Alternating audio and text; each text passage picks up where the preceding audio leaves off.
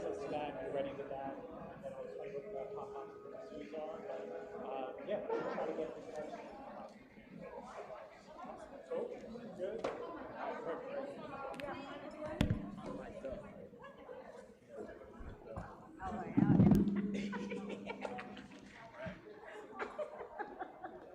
Kyle, we ready to go? All right.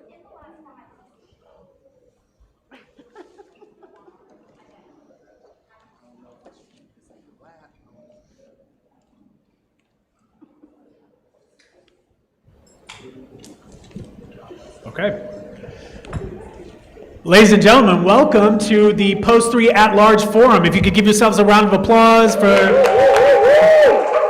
Look, it's super easy to be engaged on with presidential races, or to be engaged on, maybe some of you watched that vice president debate. I hear the groans, it's all good. But you know what we feel so hopeful about is when we have an opportunity to show up in Atlanta to talk about representation and leadership in Atlanta. We have so many amazing people who continue to show up for those conversations. So if y'all could give yourself another energy round of applause to set the energy right for today.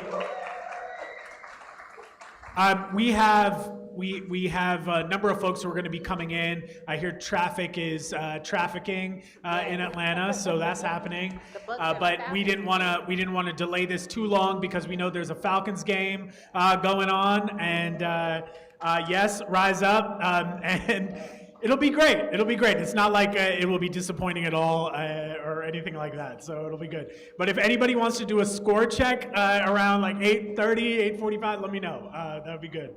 But wanted to just thank the people who are here. In addition, between in-person and online, we have over 200 people who are going to be engaged in this conversation. And so for those of you who are online, thank you for participating as well.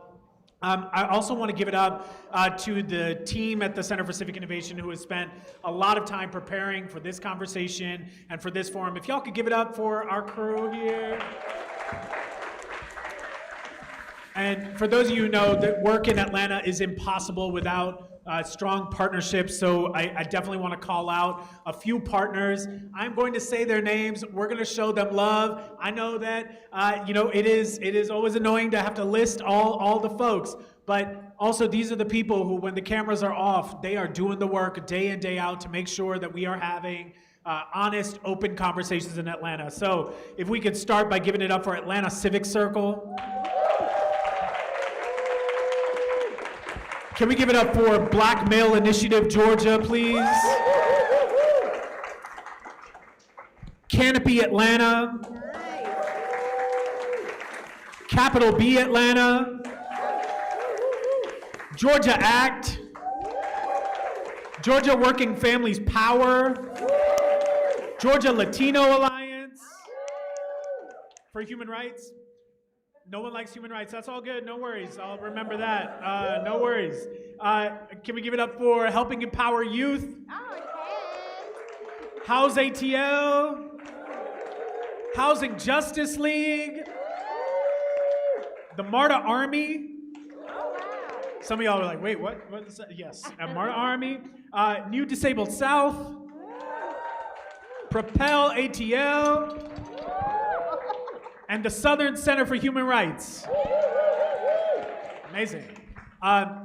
This is, if we can get another kazoo up here, I'll explain that in just a second, but it is very important that in spite of the challenges that this city faces and a number of things that we always want to see the city progress, what we're really fortunate to have in this city is a number of people and organizations who show up day in, day out, fighting for Atlanta to be better. And in moments like right now where divisiveness is kind of the status quo, to feel like things aren't gonna get better is the rhetoric that we've almost adopted and gotten comfortable with. These are the organizations and individuals that should give you hope. Some of them are small yet mighty. Some of them have been around for a while. Some are just getting started for the impact that they're going to create. But it is important for Atlanta to protect grassroots organizations that are doing the work day in, day out, so that not just during elections, but more importantly, after these elections are over and we have to deal with the consequences of them, these are the types of organizations that we must rely on and support. So thank you to the grassroots organizations who have been a part of this effort. For those of you who are not familiar with the Center for Civic Innovation, we are celebrating our 10th birthday this year. It was, you know, we're Virgos, September 12th, so whatever that means to you. I just watched a video that Virgos are the hardest people to be in relationship with, and it was my partner who showed me that video to tell me that. But I do want to say that, you know, the Center for Civic Innovation for the past 10 years has pushed for us to have a more honest conversation about what public policy could and should look like in this city. It has not always been comfortable. It has not always been easy, but comfortable and easy is not what we are known for.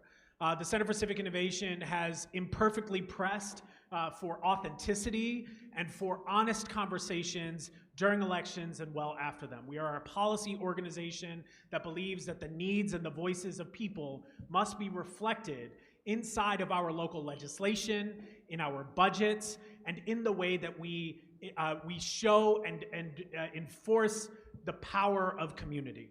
For us, this is about reminding Atlanta that every single movement throughout this country's history has come through this city. And it has come through this city imperfectly. That sometimes we tell a glorious and glamorous story about how movements were actually made, but they are not always what are written in the history books. Sometimes it's the stories that don't get told. And for the people who continue to get into good, necessary trouble, we thank you for doing what you do. And that is exactly how we will set the tone for tonight. In addition to having a number of partners, we also have staff and also journalism partners that are going to be fact-checking throughout the night. So that makes us different than a presidential or vice presidential debate. But if there are facts in real time that we need to check, we'll check them. If there are facts that need to be checked later, we'll make sure that that is taken care of.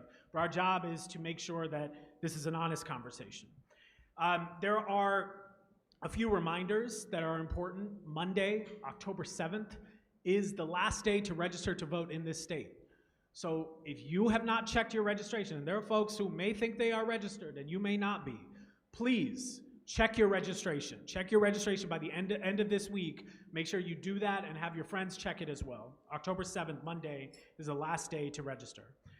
Early voting begins on October 15th. Again, that's not just for federal stuff. That's for this race that we're going to be talking about tonight, for Post 3 at large. So if you make up your mind by October 15th who it is that you want to vote for, go ahead and go to any of your polling stations inside of the county that you live in, and you can early vote between the 15th and November 1st. And then, if you can't do it then, make a plan for Election Day. Election Day is on? November 5th. November 5th. November 5th. If we got to tattoo that, we'll put someone out there. We got to make sure. November 5th. What date is the election? November 5th. That's right. And if there are certain races that go to a runoff, meaning the candidate does not get 50% of the vote, which happens in races where there are multiple candidates sometimes, it has happened in Atlanta plenty, that runoff date will be December the 3rd. So if you thought you were done and you could just go into holiday mode, you better be ready in case we have to go to a runoff, either in this race or in any other race. I'm sure the candidates do not want to do that, but in the off chance that we do, that is the date that you need to know. You can go to civicatlanta.org throughout this forum. You could go afterward. We have just revamped our website. Shout out to the team that has worked all year to get this thing off the ground.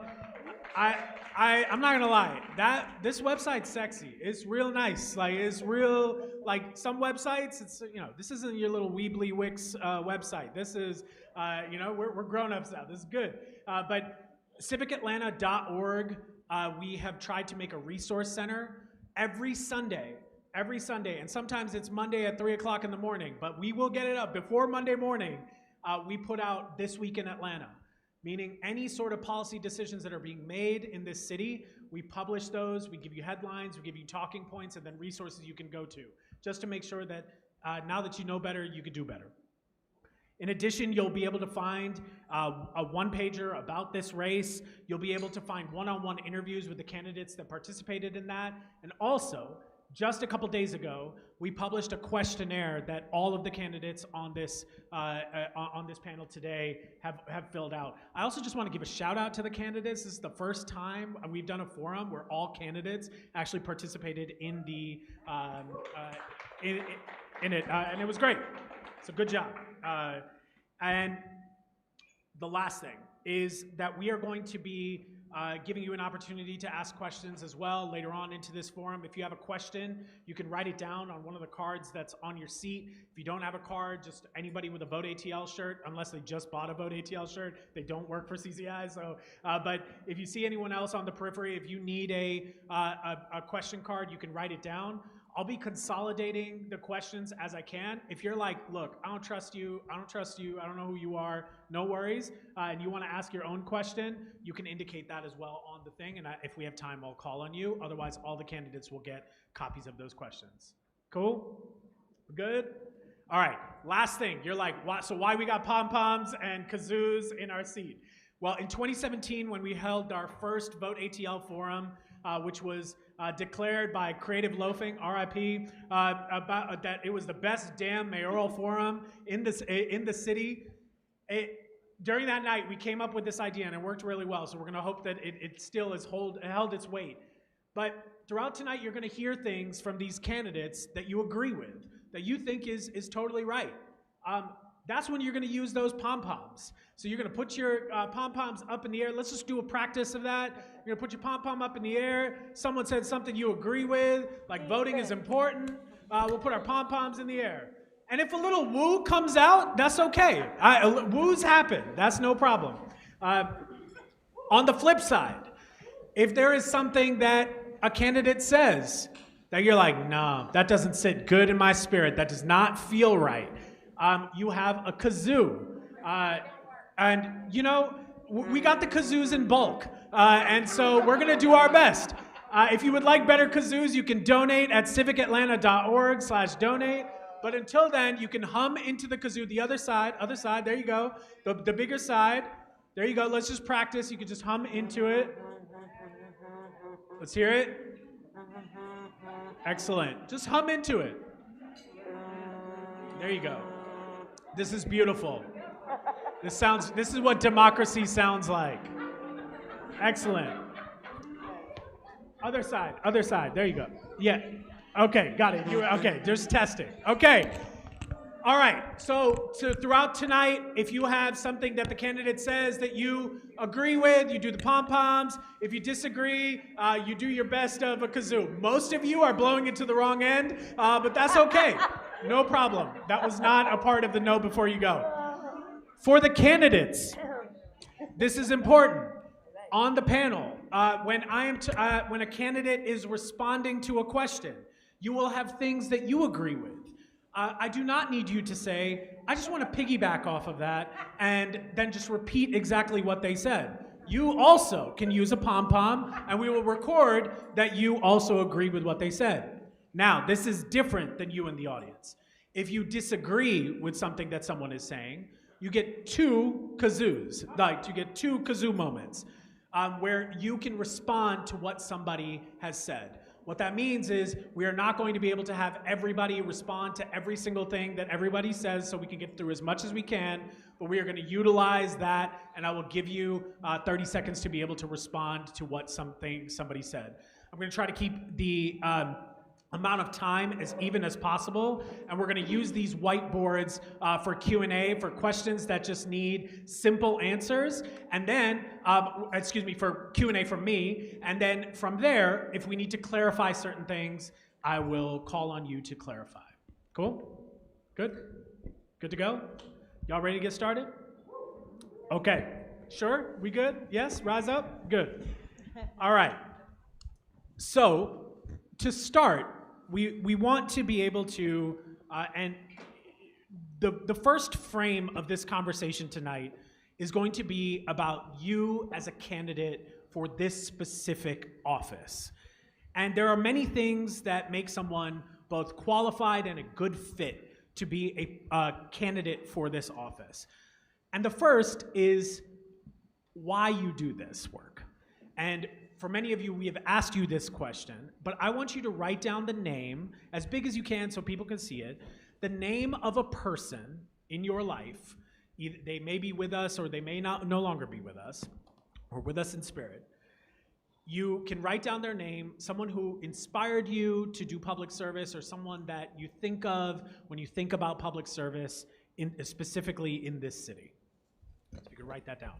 We're going to give them a quick second. And for all of you who are in the audience, you should also think about, for you, who is someone that inspires you to stay engaged and stay involved in this work? So if the audience, on the count of three, if you could shout out the name of that person. 1, 2, 3. Okay, a lot of mamas, and then Larry as well. Anyone else? How about for y'all? If we could turn around and just see who you wrote. Great. Awesome. Dr. Nikki, we're going to start with you. If you could introduce yourself by telling us who this person is, what they mean to you, and why public service because of them. And we'll give you 30 seconds for that. You should have a microphone as well. Is her microphone on?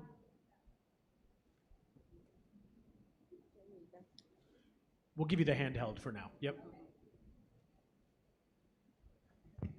All right, now you can hear me. Yes, we can hear you. Thank you. Yes, I'm Nicole Evans Jones, also known as Nikki or Dr. Nikki, and my person who influenced me to run for office is actually my paternal grandfather. He is no longer with us. He was a Pullman porter. He was also a deacon in his church. And that's what I remember the most. He gave of himself. Once he retired, he found a way to help people with everyday issues.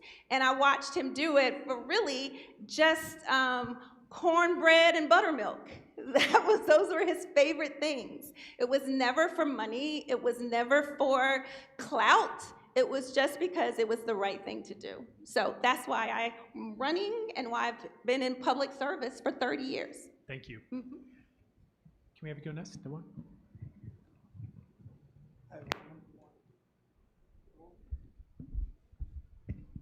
Is it on? Testing. So my person is HouseATL Williams. I'm Duvwon Robinson. I thought it was so admirable of HouseATL Williams to not try to get a job with his friend Andy Young in the mayor's office. Instead, he said, tomorrow I will be protesting you. There are too many homeless black folks in Atlanta and too many hungry black people in Atlanta. And my friend, you are a capitalist, and I am for the people, and I will be protesting you, chaining myself to the doors of City Hall tomorrow. I thought how admirable that is to stand for the people and not with your friends. And this is my mentor and how I got into public service. Thank you. Devin? Good evening, everyone. My name is Devin Barrington Ward. The person that I wrote here is my great-great-great-great-grandfather, Paul Bogle, Minister Paul Bogle. He is one of Jamaica's national heroes. He led a rebellion against the British government in 1865. He led that rebellion because of some of the same reasons we are fighting in the streets today, for racial justice, for the right to be able to vote, for the ability to have due process in the criminal legal system. And so he did that fight so that the people of Jamaica would have greater self-determination. And that same DNA, that same spirit exists within me. And it's why I've done the work that I've done as a community organizer here in Atlanta, where I'm from, for the last 17 years, working on voting rights, working to end the HIV epidemic, and all of the other things that are impacting our community. And so he set a standard that my grandmother made sure that I was educated on regularly. Over the summertime, she would say, I don't care if the school didn't give you an assignment, I'm giving you an assignment. And the way that I learned about him was that she made me do a book report. She said, go and research Paul Bogle. And then she told me who he was and that I was related to him. And ever since then, I have led knowing that he protects me and that he guides me, but he also inspires me to do the right thing. Thank you, Devin. Eshé? Thank you so much, and good evening, everyone, and thanks for having me. I am Eshé Collins, honored to be running for the post 3 at-large seat as well. And I put my mother, Shirley Ann Collins, and I put her full name. As you know, Shirley Ann is deep-rooted South. My mother and she's still with us, so let me not talk about her past tense. She'll be 75 young in November. But she is the oldest of 13 and has always instilled in us that our currency is the service and the way we treat and the way we serve people. My mother she retired from AT&T after 35 years of service. She was a working class woman, a member of the union, a member of this chapter of CWA, always instilled into us where hard work, education, and giving back was the pillars of our legacy as a Collins family. And so for me, early on, she had us out in the picket line. She had us out at the Martin Luther King marches growing up. She had us out in understanding the impact of the people that make this city great. Every issue that has impacted Atlanta has impacted our family, whether that was being bought out our home in Eastlake, being educated, being birthed at Crawford Long, being educated in this city, being an educator in this city, coming back as an attorney to advocate in the city, serving others, and where I can give back is the bloodline of my family, of the Collins family. And so for us, the biggest motto that my family has and what my mother has instilled in us, we should go to sleep every night knowing that we did something good in this world. And if we have not, then we have another day to continue to make a difference. And my trajectory exemplifies that, and I'm just honored to have her next to me in this space. Thank you, Eshé. Amber? Yes. My father, he passed away this last May, and he was my best friend. Sorry, okay. So my dad taught me one thing as I was growing up, and I used to hate it. He would wake me up at 5:30 a.m. before school, and he would say, "You have to come in here," and he would turn on C-SPAN, Washington Journal, and he would make me watch the phone calls from people all over the United States talking about what was bothering them for the day. He would then get out a map and break out the sections of the country that person was calling from, the positioning of that person, whether they lean to the left or the right, the demographics, the socioeconomic status of that, and how did I feel about what that person just said. And he said, you need to know yourself, first and foremost, before you can do good. And my dad, one of the things he really hated was when our national media would cause division rather than fixing and addressing the issue. He would always point out constantly that we were all saying the same thing, but in a different language. We were coming from the same needs and wants and desires, but from a totally different way of expressing it, and that we have people in our world that exploit that, whether they're from outside of our country to cause division or within our country to exploit and make money off of our division. Thank you. So my father really inspires me every day. Thank you. The next question, and the back of your marker is an eraser, so you can erase your answer there. So the next question is, in 3 to 5 words, what is the most important role of the Atlanta City Council? In 3 to 5 words, what is the most important role of the Atlanta City Council? Just give you a quick second to do that. For those of you who want to learn more about the role of the Atlanta City Council, the fact sheets that should have been on your chair, they have that information on there. You can look to see what the formal roles of Atlanta City Council are and what they are actually responsible for as a cross-check for what someone may say they believe is the most important role. All right, so only 3 to 5 words, and we'll just show, were you doing 3 to 5 sentences? No, okay, 3 to 5 words. We'll just turn it around, and I'll just let you say the words that you have, but please do not, you don't need to extrapolate on it, just say the words. Yep, go ahead, we'll start with you, Amber. Serve the constituents. Thank you. Eshé? Sorry, I'll say. Legislate, budget, accountability, and community That's it. engagement. Thank you so much. Appreciate it. That was 4. I know, that was 4. That's correct. That would be Yeah, an it could be an engagement. Yeah. Got it. I was reading your the thing. Yes. Thank you, Eshé. Devin. Educate, oversight, laws, budget, justice. Okay. Thank you. Duvwon. To help serve the people. Okay, we'll let those small little words. Yes, got it. Thank you. Nikki? I put represents the people's interest. Okay, great. Thank you. So the role of the Atlanta City Council, as many of you know, is they are the legislative authority. They are the policy-making entity for the city of Atlanta. They set policies and rules. They adopt the annual budget. They provide oversight on the executive branch itself, and they remain nonpartisan. But another thing that they have to do is they have to reside in the city of Atlanta. People who serve in this position must reside in the city of Atlanta. And what we also know is that the city of Atlanta is a city of neighborhoods. That neighborhoods are extremely important for this city. So the first question I want to ask, thank you. Wow, I appreciate that. That's great. Yeah, shout out to Leah LaRue. So the first is I want you to, without looking at the other person's paper, tell us how many neighborhood planning units exist in the city of Atlanta. How many neighborhood planning units exist in the city of Atlanta? Do not look at another person's thing. All right. Okay, just a number, not a feeling, just a number. How many neighborhood planning units exist in the city of Atlanta? Okay, turn it around and tell me the numbers. Say them loud and proud with your chest. 26, 12, 30, what'd you put? 24, 26. Every single one of you got this question wrong. Every single one of you got this question wrong. The answer is 25. Oh, what's the one? Well, it's not this isn't Price is Right. There's a right and wrong. So this is, right. So it's not, I was under, I was over. It doesn't matter. There's 25. So 25 neighborhood planning units. So the education for the public, the city of Atlanta is divided into 25 neighborhood planning units.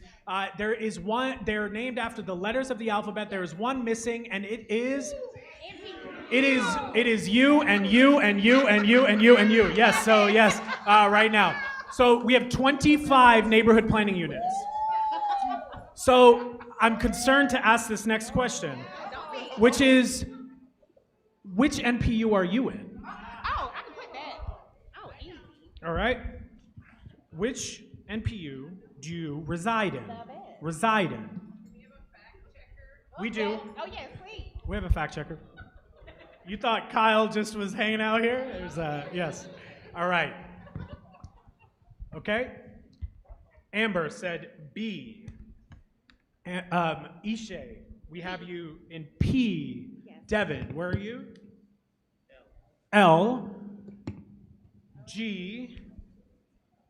And D. These are the ones you reside in. All right. I'm being told that we got a few wrong answers. Oh, wow. So, Eshé, we do have you in P, Yeah. Princeton Lakes, Yeah. at well, I won't repeat your address out here. That's, we only dox people during petitions. Reginald Russian is my chair. Yes. Amber, we have you in Grove Park, is that correct? I'm in between Grove Park and Riverside. But you're at 13 Sumlin? Yes. That would be in NPU J. Yeah. That would be in NPU J across the street from NPU I. Nikki, what did you put? D? We have you in D, in 2062 Callaway. All right, Duvwon, what do we have? You're in Collier Heights, correct? You are in NPU I. NPU I. Your address 2881, is that right? Yeah, NPU I. Devin, what did you put? Devin, we have you in NPU I. NPU I, you're at 2418? They changed. You've recently moved. Okay, we'll get your updated address so we can verify that. Okay, let's move on to the next question. So you got to be from the neighborhood. You got to know the neighborhoods. You got to engage with the neighborhoods. But the other thing that you got to do if you are an elected city council member is that you have to serve on a committee, right? And you can serve on a few committees. So the first question is, how many committees exist for the Atlanta City Council? How many committees are in the Atlanta City Council? How many committees are in the Atlanta City Council?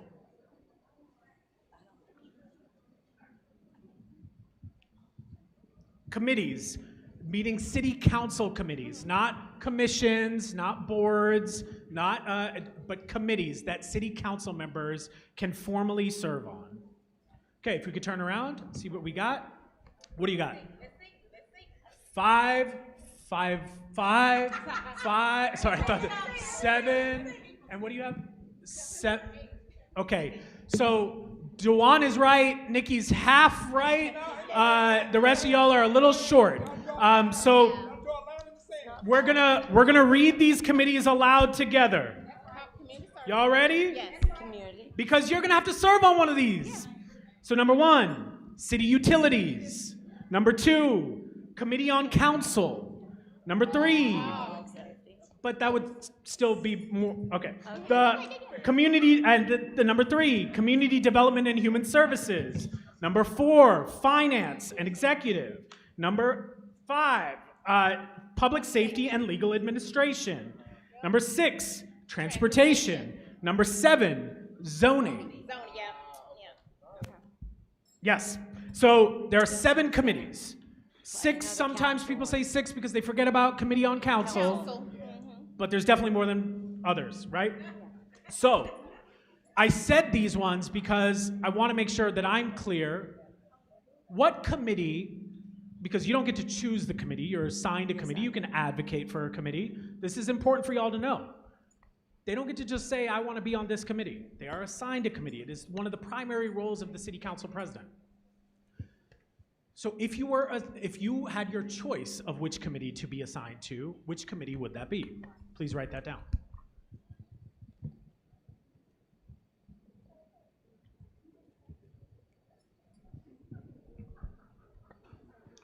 Okay. Take 10 more seconds. And y'all should think about it too. Which committee do you want them on? What would be important for you? Where do you want representation for post 3 at large? Okay, let's see it. What do you got? Public safety, CDHS. Devin, what'd you put? You put public safety, and transportation. Okay, so my next question, we now have a sense of where they would want to serve. What committee would you not want to be on? So go ahead and say that this would be where my experience or qualification or understanding is not as strong. Which of those 7 committees would you not want to be on?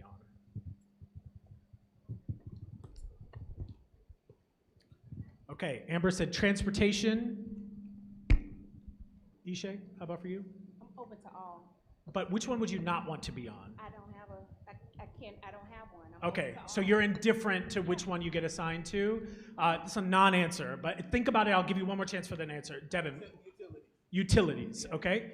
Duvwon? I was gonna say all, but committee on council. Committee on council, okay. Zoning, got it. Eshé, did you want to answer the question? I did. I'm saying I'm open to all. Okay, because got I it, feel- got it. Okay, so the next question, right, is I hear you.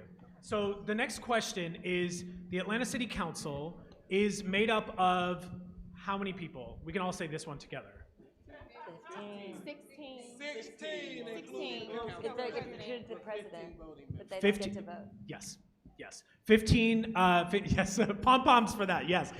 So 15 members on council, 16 if you include the city council president who cannot vote unless they're breaking a tie. Thank you.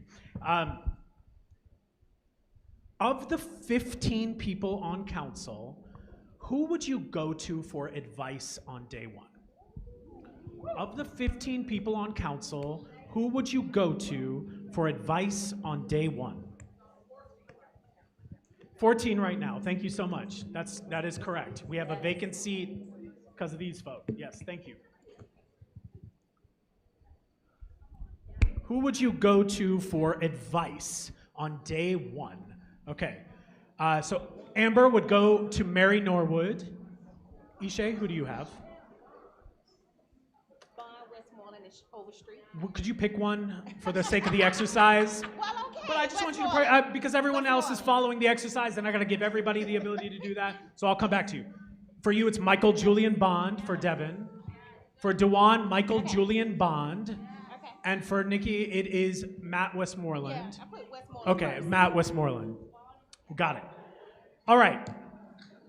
The next question. So, y'all, we just went through council committees, right? So we understand committees. How many committees are there? 7. Thank you. What we're going to do now is another responsibility of the Atlanta City Council is to be able to negotiate and pass a budget, right? So to be able to go through the budgeting process, be able to evaluate the budget, know the numbers. What is the size of the general operating fund for the city of Atlanta? Note, there are multiple funds in the city of Atlanta, but it's day-to-day operations, just in case they try to use a different number. The day-to-day operations are through the general fund, which has the most flexibility. There are other funds, like for the airport and for water, that have to be used for those specific purposes. But what I am asking about is the general operating fund, because that is at the most negotiation and discussion among city council and the mayor's office, just for context. All right, so if we could turn it around. Okay, 3 million, okay. Eshé? 838, 858, 800 mil, 875. The 800s are close, it's 854. It is not 3 million, but You didn't mean like that's not what they spend each day? Is that not what the question? each day, I don't know, I can find out daily.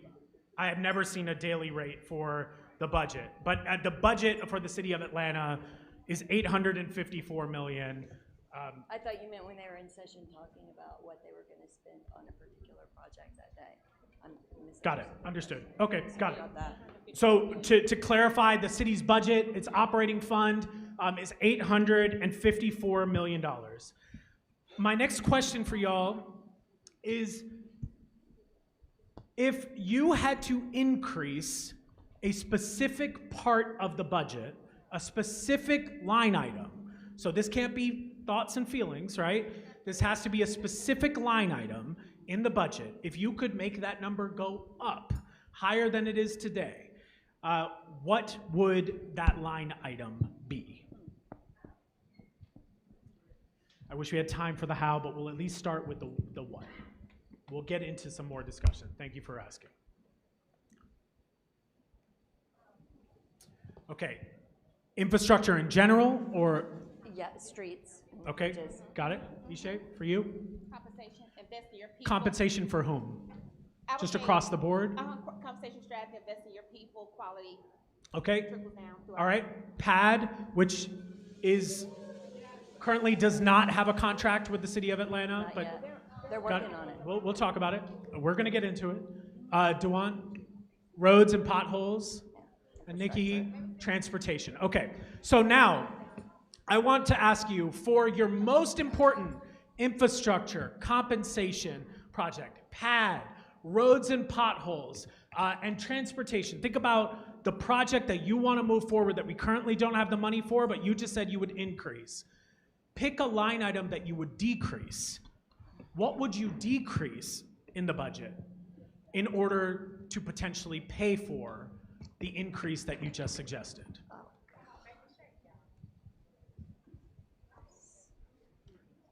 What would you potentially decrease?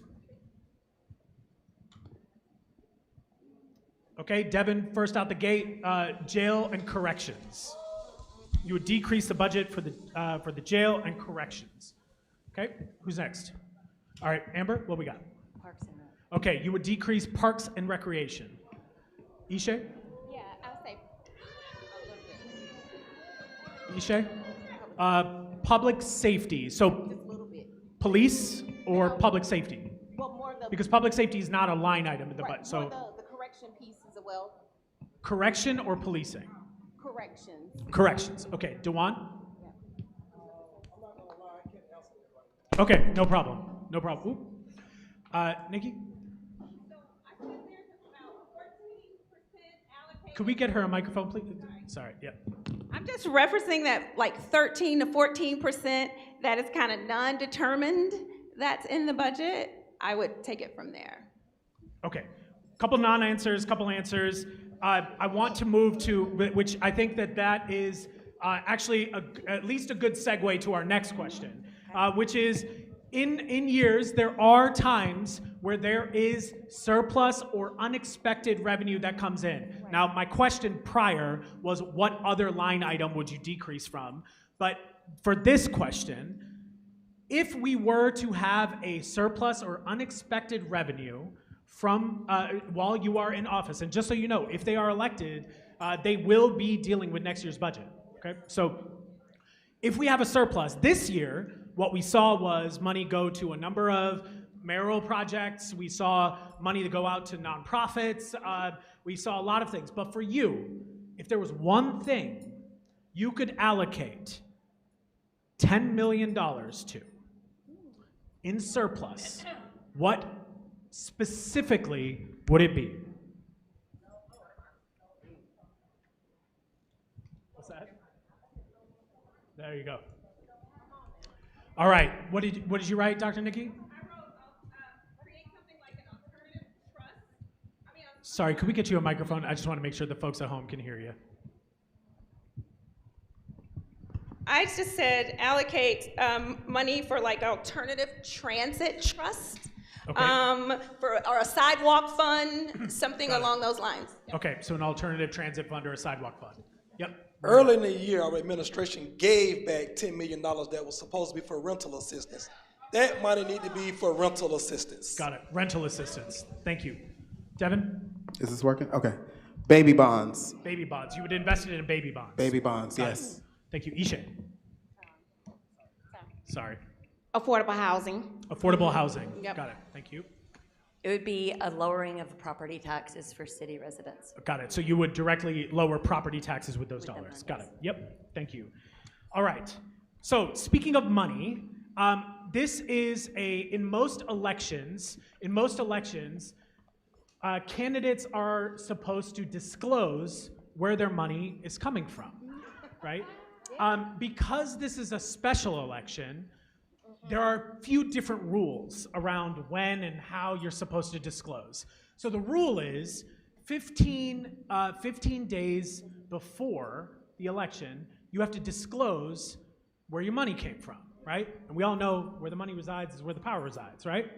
Yes. So we have campaigned, there are a couple of you that have already started to disclose. And then there are a few of you that have not disclosed yet. So, and I want to make it clear, nobody's doing anything wrong by not disclosing, right? So don't try to make this one of those road try to get them moments, right? What I want to know is who today is your largest contributor, like in the number one contributor at the top of your ticket. For those of you who have submitted your disclosures, we have them so I can verify. For those of you who have not, it would be good for us to know given that we do not have your disclosures. You want us to write it down? Yes, if you could write that down. Your largest single contributor to date.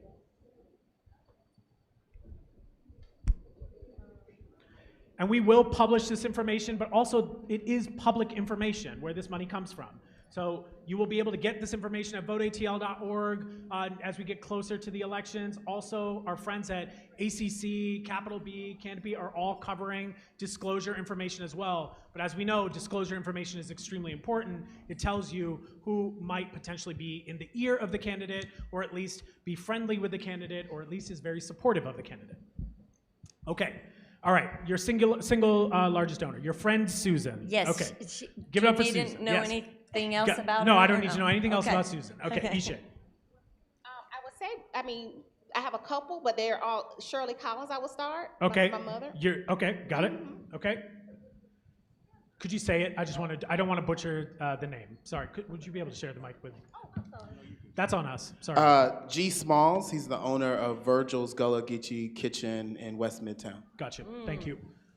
Duvwon? I would be my largest donor. When I got into the race, it was like 2 days before you had to give you disclosure. I got in, I just got off another race. Yeah. So I didn't raise any money. Other candidate was running during the spring. Gotcha. So I didn't have a chance to file the first disclosure. So I had to pay my own qualifying fee and pay Gotcha. for myself. Yeah. So you're self-funded. Okay, Nikki? All right, I have friends, they're all friends. Mr. DePalma, friends of 10 years. Mr. Robinson, friend of 40 years. Mr. and Mrs. Greer, friend of 50+ years. Ms. Russell, friend of 57 years. And Mr. Muldrow, friend of 5 years. Got it. For some of you, we have more friends at the top of those tickets. So I want to remember when I'm asking one singular question, want to make sure that everybody is able to answer that in the same way. So in that spirit, Eshé, if anybody else wants to expand upon their answer, just want to make sure I'm being fair with Yeah, can I? Yes. Okay, yes. Why I'm asking. Yeah, okay. My friend Susan, she grew up in Atlanta, and her family has owned and sold off multiple restaurants throughout the city. And so she loves cuisine just like me. Gotcha. Thank you. Go ahead. Yeah, a host of my family members. Most of Collins family, close friends, the Curry family, close friend, Jason Estevez. Those are all my tops that have maxed out in my race so far. Okay. Devin, did you want to extrapolate any more? Yeah, just G. Smalls, just because it's a really great restaurant, so you should check it out afterwards. Take the time to shout out the small business. Yeah, but he also ran an organization called the Gentleman's Foundation. He gave me my first, one of my first major awards. It was the Rising Political Leader Award. Thank you. Okay, so now we have a little bit more. You can use it. That's it. You lose it. All right, next thing we're going to get to, and again, we'll show the financial disclosures. Really important to know where that money is coming from. The next thing I want to talk about is a concept called area median income. Y'all probably hear this all the time. People throw it around all the time. They're like, yeah, area median income. We must make sure housing is X% of area median income. Area median income, area median income. AMI. So all of you have referenced area median income in your responses to us, but I want to make sure that we fully understand area median income. So if you can tell me either both of these answers or one is fine, the area median income for Atlanta in 2024, not last year, not the year before, not the year after, not what you think it should be, the area median income for a family of 4 in Atlanta, if you don't know that, the area median income for a single person in Atlanta, either one of those answers will suffice. If you know both, that would be helpful. So area median income. Because when folks are saying, I think housing should be a percentage of area median income, if that number, if you don't know that number, doing a percentage of a number you don't know doesn't really matter, right? So we're going to see if these folks know the number given that they reference AMI. All right, if you could turn around your answers, please. Okay, you done writing, Dr. Nikki? Okay, all right, can we turn it around? Duvwon, could you write it? Yeah, I didn't want to. Do you mind just writing it? Oh, Devin stole yours, got it, okay. It was classy, nice. Okay, so you put for individual that you believe area median income is $30,000. Oh, yes. Sorry. Thank you. Thank you. I'm also going to say them out loud as well, Mine is right? individual. I'm going to say them out loud as well. Is yours for a family or for individual? Sorry, Duvwon. Family is 105. Devin, 85. Individual. Eshé, 85 for a family of 4. Amber said AMI for an individual 32. Okay. These numbers are a little off. For a family of 4, remember, this is area median income that is determined. It's not like you just get to make it up. It's a data point that is used to determine what housing incentives or what kind of things we're creating based on what the average income is. Note, Atlanta is the most income separate city in the United States, right? It is very high distance between the lowest income and the highest income, right? So for a family of 4, the area median income is $106,000. For a single person, thank you. Yes, Duvwon, you got the answer. I was gonna get to who got it and who didn't. Just give me a second. Look, I'm not trying to stir no trouble. All right, for a family of 1, for a family of 1, I do call myself a family of 1 sometimes. For one person, the area median income is $75,300. This is important because if you are applying for a program that is based off of AMI, or if you are on council and you are creating a program based on AMI, if that number is not clear, you could end up creating a mathematical disaster. And area median income has changed significantly just in the last 5 years. What area median income was pre-COVID is very different than post-COVID. You would also think that area median income post-COVID might have went down, but post-COVID, a lot of folks made a lot of money off of tragedy and trauma, and so area median income has gone up. So I want you to keep those numbers in mind. We'll come back to some housing conversations if we have time for it. The next thing that I want to be able to talk about, because we're trying to get through as much as we possibly can, and I appreciate y'all. Y'all doing okay over here? You good? Everyone good? Yes? All right. We're learning something? We're good? Thank you to this team who put this together. All right. The next thing is that you are going to have a relationship as a city council member. So we talked about the fact that y'all gotta be qualified to run. You gotta live in the neighborhood. You gotta go to the NPUs. But don't go to 25 of them. Don't go to 24 of them. Go to 25. Don't go to 26. You're going to too many, right? But want to make sure that you're able to go to the NPUs. On top of that, you're going to have to make sure that you are joining a committee and that you are a champion for a committee, because you can't be on every committee. And you are going to have to prioritize those committees. And then from there, you're going to need to know the numbers. You're going to need to know the numbers of not only what the city is spending, but who's spending money on you, because we're going to be watching that as well. And so the next question is focused on your relationship with the state legislature. So the state legislature, I'm just gonna make sure I get my numbers right, because I wanna read this to y'all. The state legislature is very important for the city council to know what your relationship is going to be like with them, because every year the city of Atlanta, led by the Office of Intergovernmental Affairs, provides the General Assembly with a list of legislative priorities for the General Assembly. The legislative priorities this year, I'm not going to ask y'all because I'm scared, but the 4 legislative priorities are: number 1, to create opposing legislation at any attempt to remove the ownership and control from the airport, for the airport from the city of Atlanta. That's legislative priority number 1. Hands off our airport. Number 2, an opposition of de-annexation of any portions of Atlanta.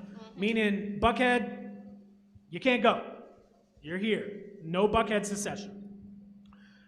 3rd, supporting the decriminalization of homelessness. And number 4, allowing the city to reduce impact fees for affordable housing developments. I want you to add a 5th. What is the 5th priority that if you are elected and you are telling the city, I want to make sure this is proposed as a legislative priority for our General Assembly this January, what would that legislative priority be? Can we say it or write it down? You could say it. Yeah, let's start. If you're ready to say it, Duvwon? No, I'm just asking. Oh, okay. No, I just wanted to make sure if you're ready. Are you ready, Eshé? We'll be able to explain I'm going to give you a quick second to explain because I got a bunch more stuff I want to get through. Okay? All right, Duvwon, can you kick us off? Sorry, nonprofit microphones. Sorry about that. civicatlanta.org/donate. civicatlanta.org/donate. Thank you. Yes, go ahead, Duvwon. So we currently have a referendum from the community we having a discrepancy in allowing the public voices to be heard with the signatures surrounding this Cop City project.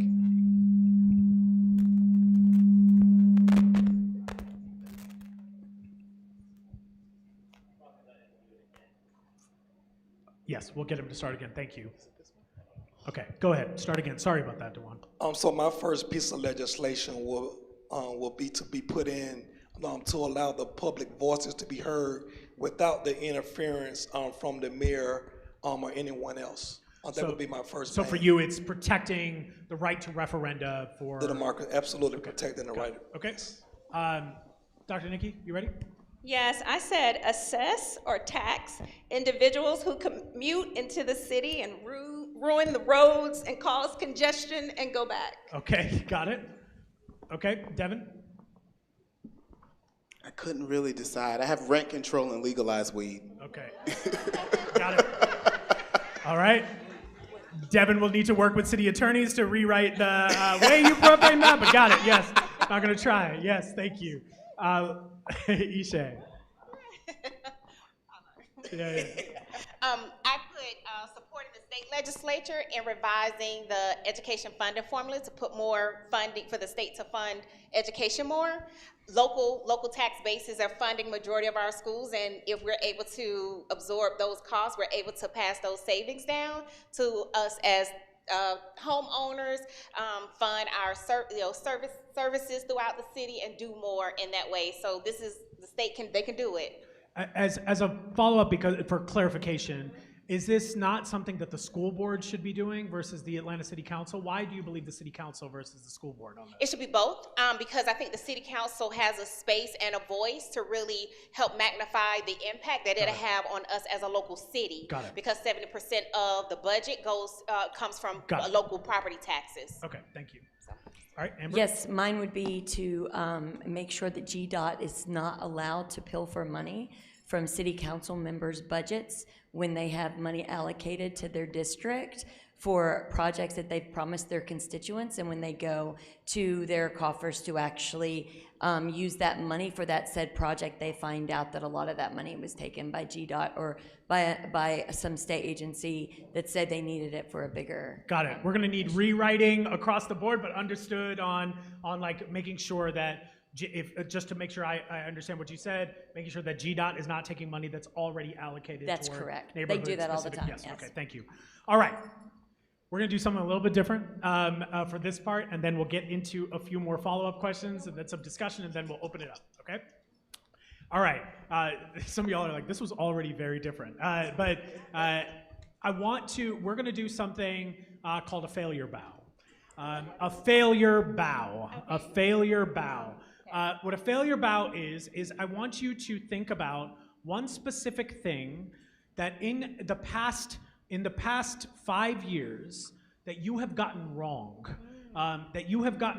either in a formal position, an informal position, something you said you shouldn't have done, whatever it might be. What you're gonna do, if you're able to, we're gonna have you come to the center right over here. You're gonna say the thing that you failed at, and you're gonna take a bow, and we're all gonna applaud as loud as we possibly can, right? At their commitment to honesty, being able to say it. So y'all gotta tell the truth, but if you give one of those, oh, well, my biggest failure was I tried too hard, that's, all right, cool, just don't do it. Like, you might as well just not do the exercise. So I'm gonna hold you to making sure it's something of significance, that we understand both your humility, your transparency. We're gonna have each of you go up. Y'all willing to help me out with this one a little bit? Okay, thank you so much, I appreciate y'all. Okay, Devin, I'm gonna have you come up first, if you don't mind. We're having fun. Yeah, good, I'm glad you're having fun, that's important. This job does not get more fun, so I'll tell you that. All right, here we go. So you could tell people where you think you missed the mark, take a bow, and we'll give you a big round of applause. Yeah, so many folks know that I was an organizer on the campaign to close the Atlanta City Detention Center. We were not successful in that effort because some of our political calculus was a little bit wrong, including mine. And so we made the mistake of trusting some folks at their word to move the legislation forward, and it didn't move forward. And so that was something that was really disappointing for me. I remember my wife was there with us at City Hall when the facility got leased to Fulton County, and I got in the car and I cried because it was really emotional work. So could you clarify for us what specifically about you could have been better in that moment? Not just the movement, but about you specifically. Yeah, what could you I have think done that, differently? you know, I was assigned to, you know, the council lobbying effort, and I think we could have made different decisions about the folks that we trusted around moving the legislation forward. And that was a decision that I was a part of, and so I missed the mark. Got it. Okay, you can take a bow. We'll give him a big round of applause. Y'all give him a big round of applause. That's important. We're going to get, thank you. If you could pass the microphone to Eshé. Eshé, I'm going to have you go next.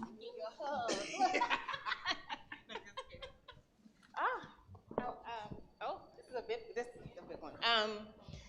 So, and I'll talk about my service on the school board. One of the things we have to make our decisions when we, in terms of when you have to either close schools or merge schools, because the community changed. And one of the communities, and I still am extremely apologetic to them, is the Venetian Hills community. If you follow that, we closed Venetian Hill Elementary to merge it and create Tuskegee Airmen Global Academy, which is doing amazing. But the hurtful part of it and the part that really hit me afterwards that I still think about today is a community of, in Adams Park and in that area, I turned a community that had the joy of walking their children to school into bus riders.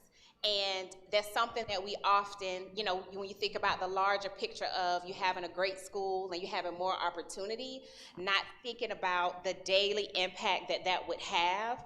I remember that experience, being able to walk to school, and my, you know, and family being able to, and so turning, you know, it's the small things that when you think about family and community. So what did you get wrong? That I learned in that space. So what do you think? What I got wrong in that space is that I felt that I should have at that time advocated more for a comprehensive plan to think about like safe routes to school, a lot of things to keep that community together. So thank you. I'm all right, you can take a apologetic. bow. We'll give a big round of applause for Eshé. Hills. Thank you. Amber, we're gonna have you go next. If you don't mind taking the wireless mic, that would be great. Thank you. Yes, thank you. Yes, my big, huge boo-boo and embarrassment was back when I got people from Bankhead and Buckhead to show up, and especially the people in Buckhead to meet with the people at Bankhead to push back against the gulch, the TAD and abatement. And during those meetings, I was convinced that Mayor Bottoms didn't care about gentrification. And during the meeting, I started screaming out, gentrification, Bottoms, and it wasn't until afterwards I had multiple people come up to me and say she's actually talking to individuals about staving off the gentrification that's happening. And before I could go up and ask her more about it, I realized I'd stuck my foot in my mouth and screamed throughout the entire meeting about gentrification because we were finding out that they were bringing employees over from California to work as they were going to be displacing a large number of people, and I was frustrated that they were not going to be hiring our locals. And so I was claiming anybody involved with that was attributing to gentrification, and afterwards I was quite embarrassed, and then I actually targeted those who were doing that instead of pointing out that it was the mayor. So okay, take a bow. Y'all, we're gonna give everybody equal love if we could do that. Thank you. All right, I didn't say equal, whatever. So the next is Duvwon. Fail your bow, please. We'll get you another one. No worry, please don't kazoo that. Yeah. I don't know what the verb of kazoo is, but.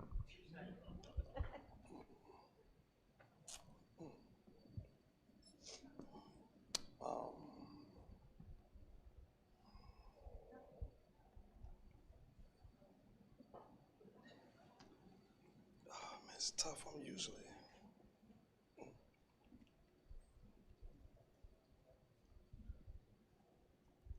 So the young lady, De'Erica Charles, she grew up and born home with me. She always would call and complain about her son.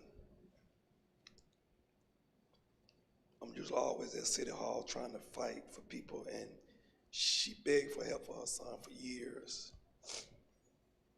I did not do all that I could.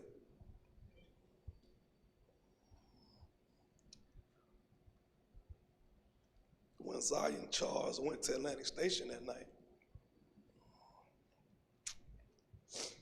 I knew that I had been watching them boys on Instagram post guns and do all that, but I didn't think that it was gonna end with 2 teenagers being killed. I was standing over on 14th Street watching what was going on that night, and when his mother called, and all she kept saying is, I kept asking y'all for help. And I was so busy doing other things that I didn't really stretch my arms all the way out up to the mayor, council, school board, or whomever. I didn't use my resources to the fullest of my ability to help her son. Her and another little boy got killed that night, and I just think that if we all would have just band together to help them boys out. Thank you, Duvwon.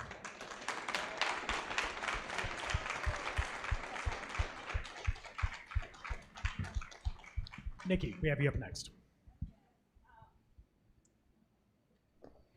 I put basically transfer of institutional knowledge. I've always prided myself on being a leader. My background is in education. And at my last position, there are a lot of initiatives that I started. And what I know is that if you're a good leader, the initiatives continue when you leave.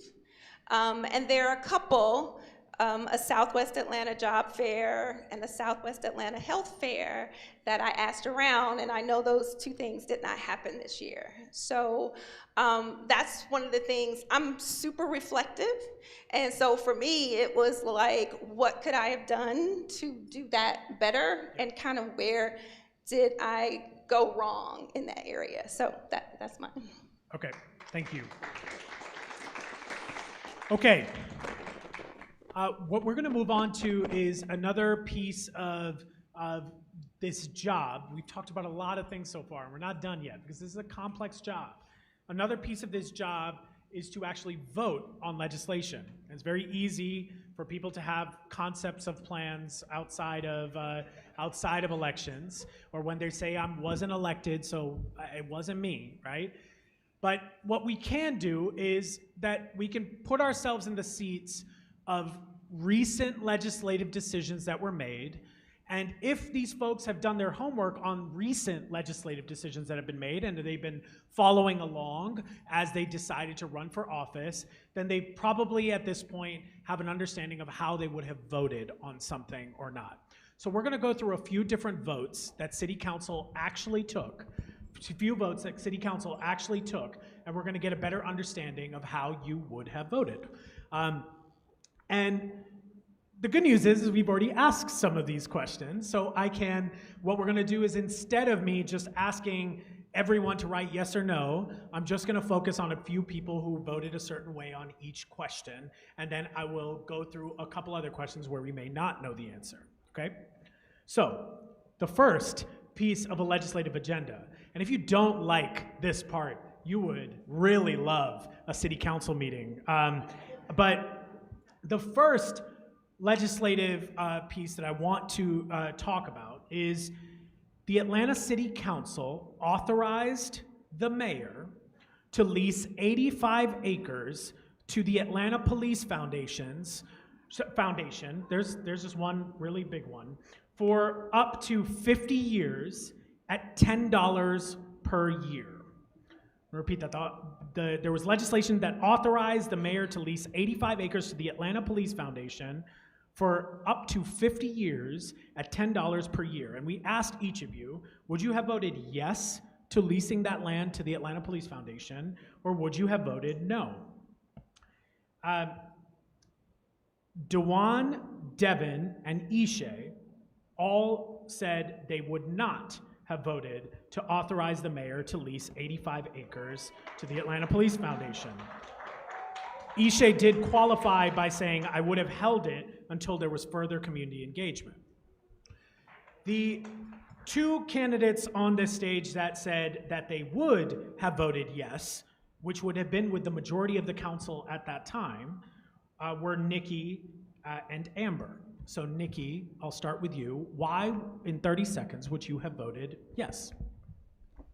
Based on what I know, because obviously I don't have all the details as not being a That's the member answer of you gave me council. when we interviewed one-on-one, but Yeah. you should know more about it now. Yeah, but I still don't know all as if I was on council. But what I'm saying is, yes, I'm sticking with my answer of yes. Okay, just I do wanted to make believe in training. I'm an educator, so I know that people don't get better and do better unless you train them, and you need facilities that will attract the best and the brightest, and you need processes and a curriculum that is heavy on diversion and de-escalation and all of those Just things. to clarify, Dr. Nikki, the question is not whether we should have training or whether there should be diversion or whether there should be that type of training, right? The question is, should the city of Atlanta lease public land to the Atlanta Police Foundation? And why should we lease that land to the Atlanta Police Foundation?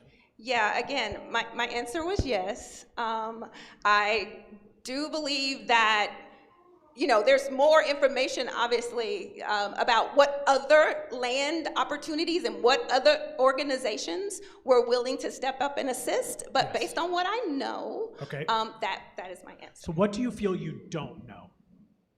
Well, what other pieces of property were on the table? What other organizations could have funded it at that rate to get it done in that period of time? It's a few things. Got it. Okay. Amber, how about for you? Yes. Yeah, I know you voted yes, but why would you vote yes to lease land to the Atlanta Police Foundation? Because I believe Mayor Dickens had heard during the protest constantly that we need to have better training. And when that was offered, I think that's why he jumped on it. And since he made that decision after hearing everyone in the city, I agree our officers need more training along with our fire and EMT, and this was large enough for all of them to be there. So is there anything else that you believe was heard from the protests that may have been important as equal as believing that you heard that people want more training? Is there anything else that you took away from those protests? What I took away from the protest was that they did not want a militarized police department, and when that took place, they started to discuss different training and bringing in different individuals, and so that's why they decided to do a facility that would push the more progressive training techniques that would de-escalate and use weapons last, and so that's why I was in agreement with it. Got it. Thank you, Amber. There is on our website a primer of how the decision was made, what properties were discussed or not, and what the decision making actually was. So we will get to, you can learn more about that on our website. The second part of this, the second question or legislative thing that I want to ask about is, there are multiple proposals and previous commitments of what to do with the Atlanta City Detention Center. There have been 3 major proposals that have been discussed. The first is close it, repurpose it. And it was said that it was going to be a center for community services as supported by former Mayor Keisha Lance Bottoms and introduced by Andre Dickens when he was a council member. Option number 2 is to extend the lease of that space to Fulton County. Fulton County has claimed that they need additional space given the abnormal conditions and violent conditions inside of that jail, that instead of actually resolving those, that there is the need to have more jail beds. So number 2 is extend the lease and extend the lease in the interim while we can figure out how we solve those, presumably. The third is to just sell the facility altogether to Fulton County. Those are the three proposals. So we got this jail. It was said that it was going to become a center for rehabilitation, but we then voted to extend beds to actually be used by Fulton County, and now proposals are up in the air about selling it. Which of those three proposals do you most support? And you can write it by either repurpose, extend, or sell. Repurpose, extend, or sell.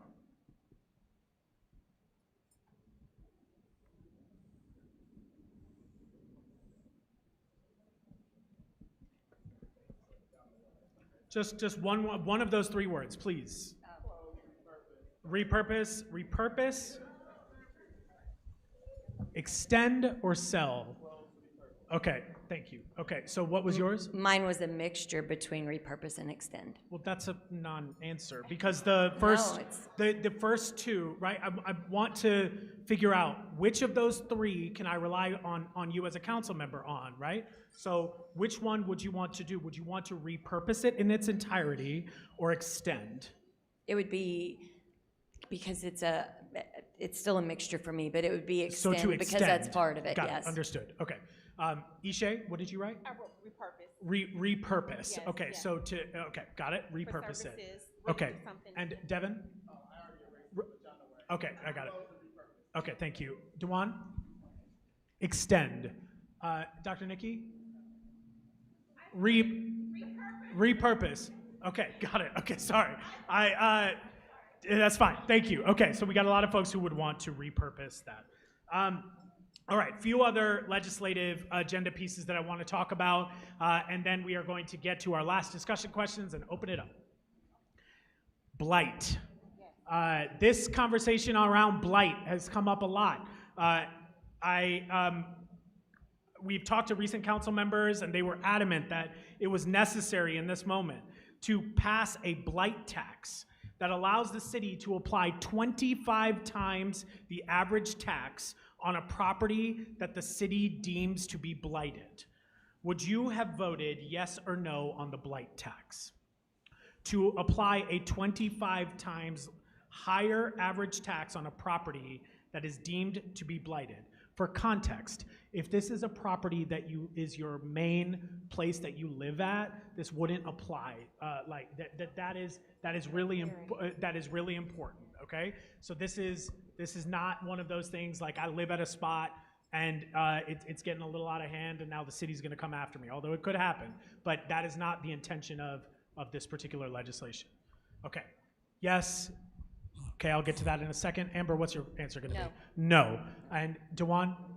Yes and yes. So can you explain your amendment very briefly, Devin? And then Amber, if you could tell us why you would vote no.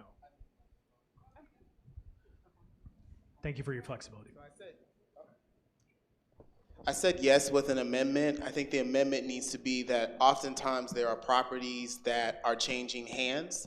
So an elder has passed away, it's going through probate court, people are trying to figure out what the relatives are going to do with the property, and when you're in flux like that, decisions aren't made on the fly like that. And so I want to make sure that families who are in that situation are not going to be impacted. So how would you do that? What would the amendment be? The amendment would have been to ensure that, because what you just said was around ensuring it doesn't impact people who are living in the property, but that's the current legislation. Right, that's the current legislation. So I would amend it to include folks who are where a property for someone who has passed away and it's changing hands, okay, to ensure that those folks are protected as well and not included in this blight tax. Heard. Amber, why would you vote no? The reason why I would vote no is there's a lot of extenuating circumstances when it comes to blight.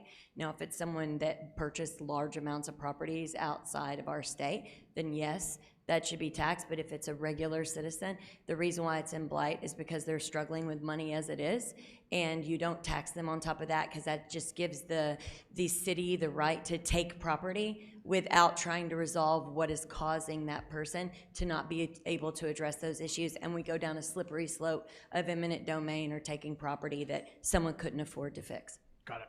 You got pom-poms from the Housing Justice League there. Okay. The next thing that I want to talk about is an issue that we just kind of touched on, and thank you, Duvwon, for sharing and bringing back to our very recent memory the death of 12-year-old Zion Charles and the wounding of 5 other people at Atlantic Station in November of 2022. As a response to that, the City Council's response was to implement a citywide mandatory curfew of 7 p.m. for all youth aged 17 or under.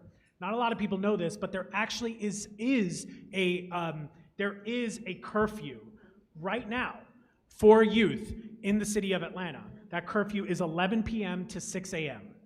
11 p.m. to 6 a.m. on weeknights and midnight to 6 a.m. on the weekends. This legislation that was eventually introduced modified the start time of that curfew to 8 p.m. But the question is would you have supported a change to mandatory curfew as a response to an incident where a young person has lost their life? Would you support it? Yes or no?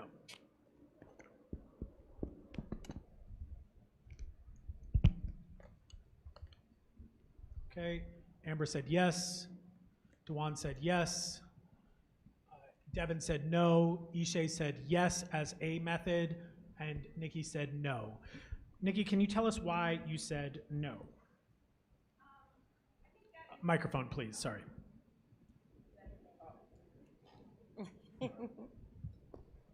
Okay, I just said no because I think that's a quick response.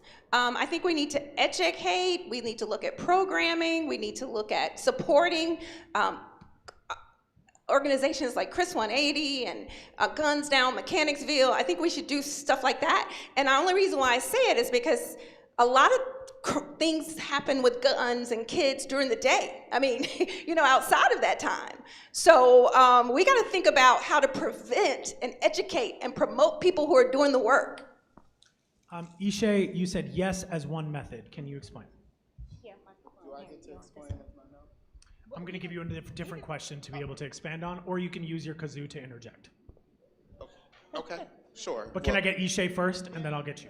Yep. Yeah, no, definitely. So I put yes as one method. I definitely feel through my over decade, 20 years in education, and definitely over the last decade as a school board member, we've had a lot of, most of our incidents of our children being injured is in those hours once they leave school, once they leave school during the weekend, on the weekends.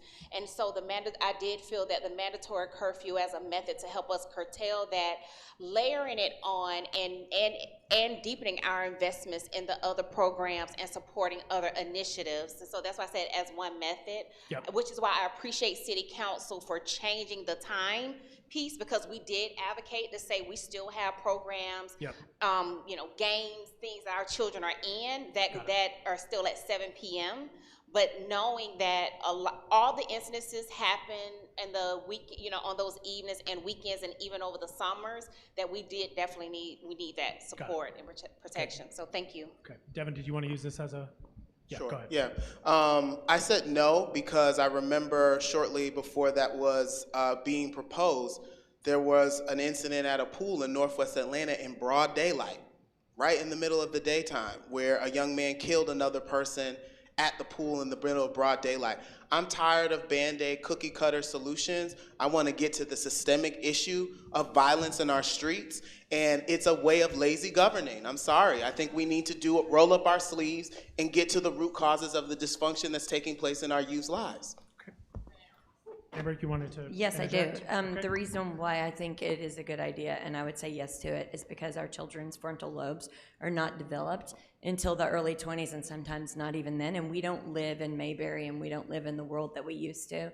And it's not so much their behavior, but it's how adults react to it, and the dangers that are out there that we see play out all over the news. There's sex trafficking, there's a lot of issues, and a lot of people who would want to groom your children and try to get them to do things that you would would not know about. And so I'm worried about the safety. I have a 10-year-old boy and 13-year-old boy, and the last thing I want is them wandering around at night. And I'm just saying, hey, you guys are fine. I can't predict what other people are going to do, so a curfew is a good idea. Got it. Duvwon, happy to give you some time as well.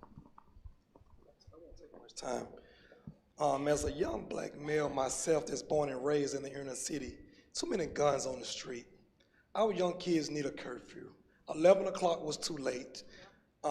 Yes, we may have been reactionary to the incident, but there's a lot go on in Atlanta. I mean, we got young boys out here with ski masks on in the daytime where women do not feel safe. As someone who born and raised in the projects, I look 2 or 3 times when I see a ski mask on at 12 in the afternoon.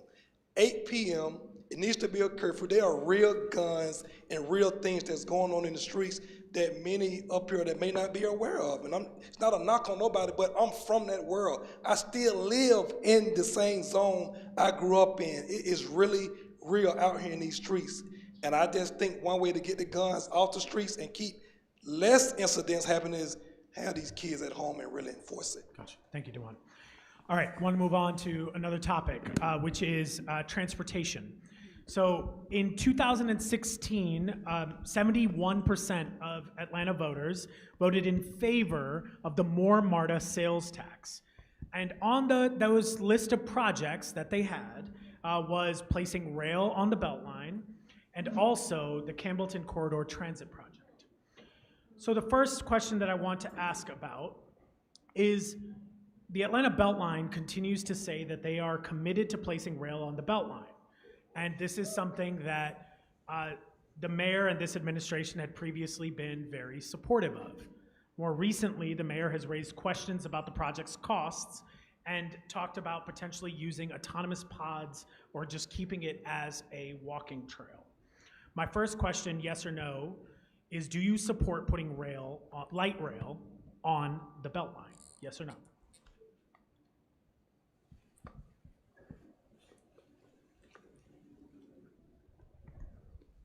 We should have given you all whiteboards. There you go. All right. Okay, what do you got? Yes, yes. This is either a 3-letter word or a 2-letter one. So, yeah, I'm just saying. I'm just counting. I'm not going to read what you wrote. I promise you. Just tell me yes or no. I'm going to say no. Got it. Okay, and for you, Duvwon?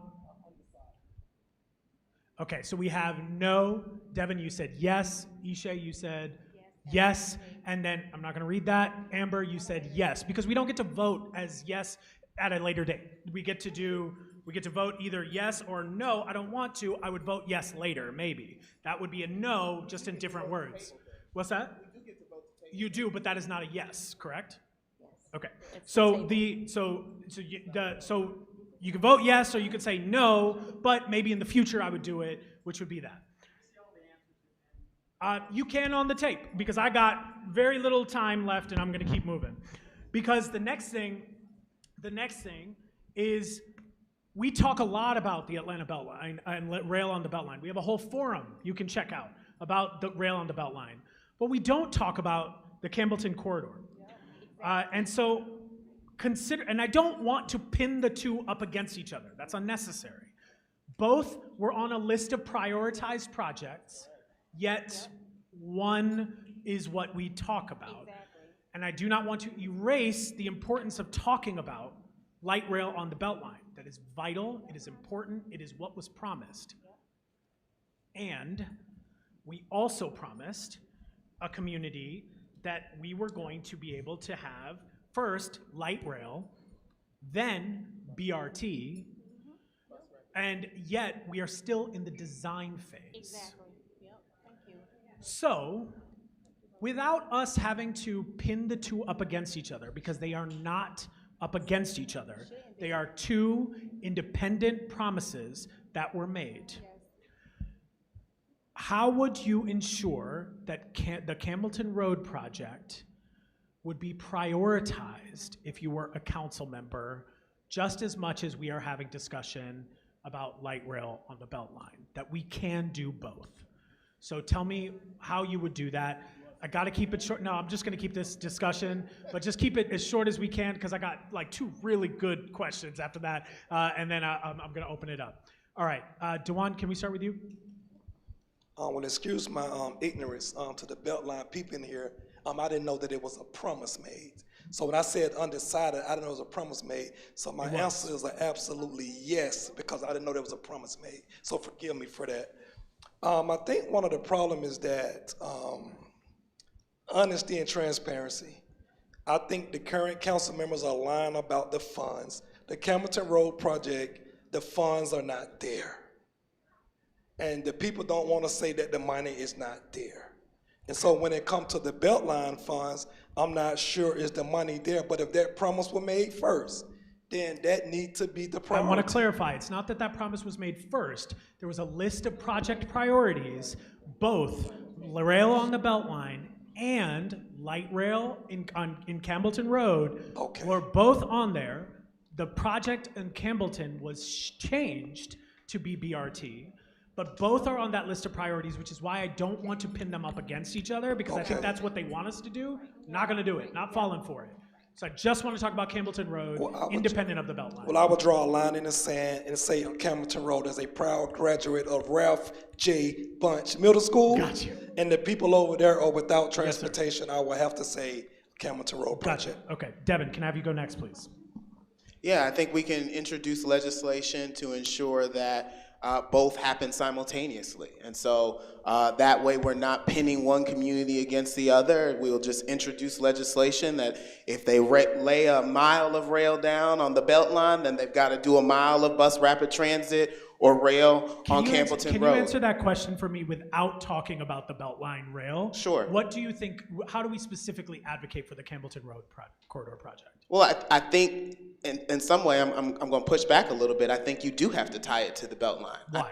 I think because, one, these are not, we have to look at transit as comprehensive projects and not one-off project here and one project there. Yep. Other systems talk about transit as these are systems that feed into one another. These lines are supposed to relate to one another. These aren't individual projects. We have to look at mass transit as a comprehensive plan as opposed to one little project over here, one little project over there. I think that's part of the reason why we're in our situation with mass transit in Atlanta in the first place. So just respectfully there, a lot of that is the same discussion that is given to Campbellton Road residents, which is told, hey, I know you want us to move on Campbellton Road, but it's a comprehensive set of things we need to take care of.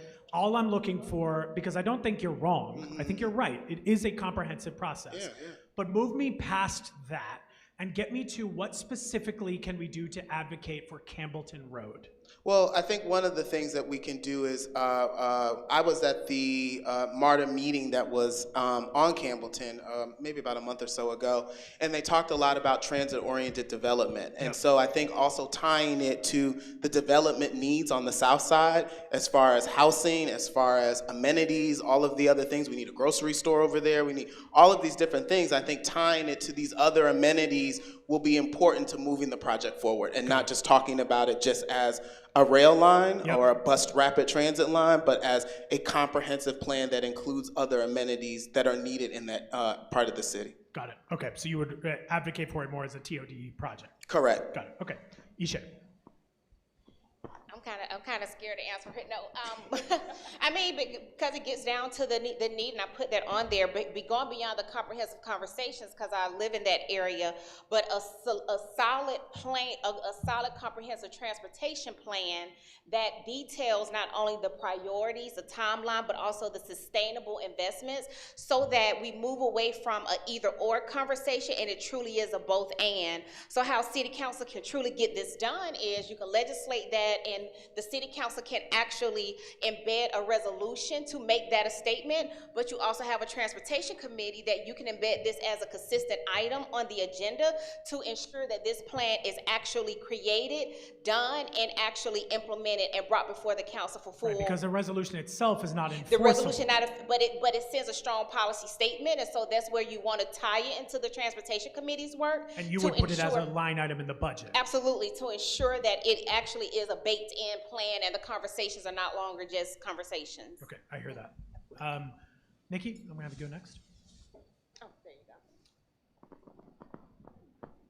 go. So if I think I heard the question correctly, it was how would we advocate for the Campbellton Road corridor? Project. I Yes. don't want it to be because okay, I just want it to be about the project. Yeah. And so I would say a resolution to form a committee. Simply, I say that because the loudest voices a lot of time get the best responses. And it's not because people in the Campbellton corridor do not want the project. They may be working, the times may not be right for them. We may need to do some things online to hear from them. So I would just make sure that they have a way to form and hear their voices heard in front of council. That's worked for me in education, in the education space. When underrepresented people don't get their voices heard, you assist. It's equity.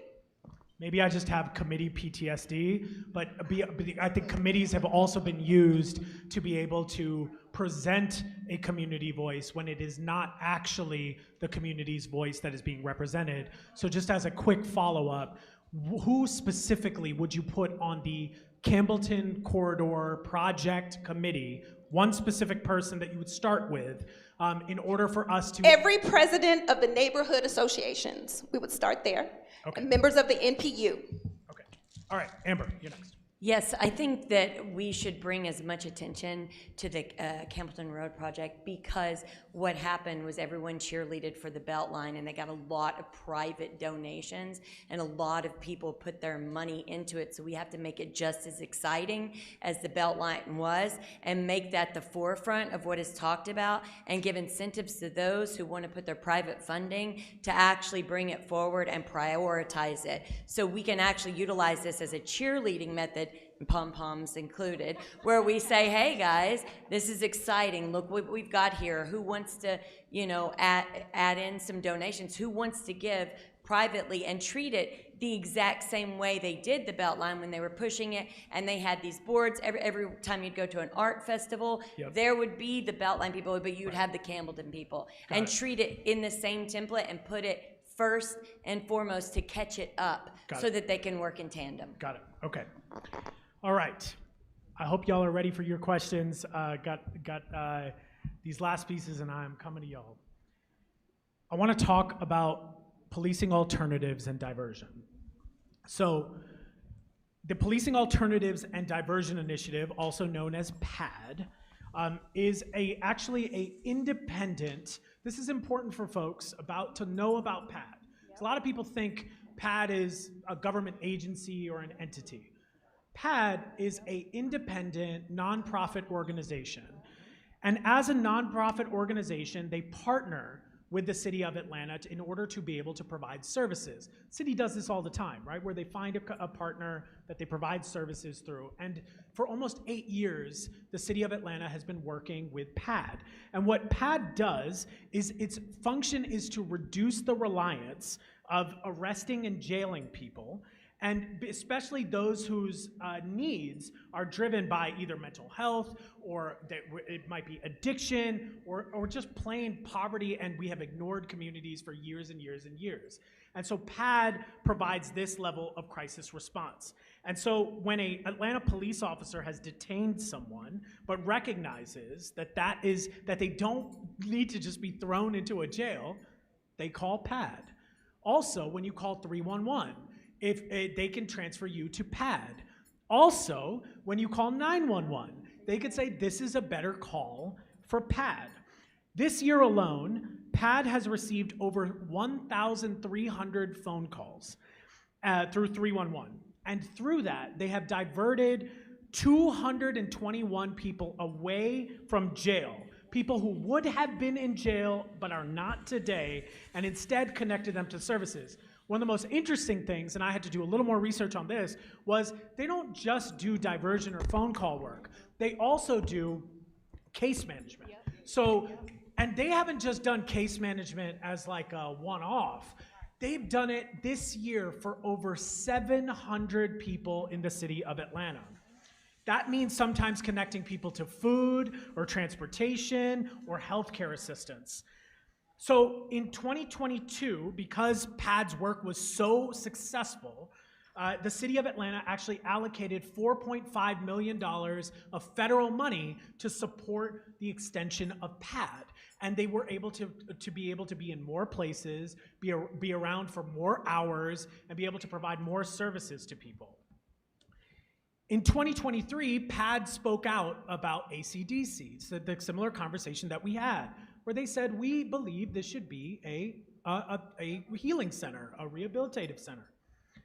And then in 2024, PAD's contract was not extended and ended. The city issued a request for proposals, which is not a bad thing. It is good to be able to see what's out there, who's able to provide services for our city, right?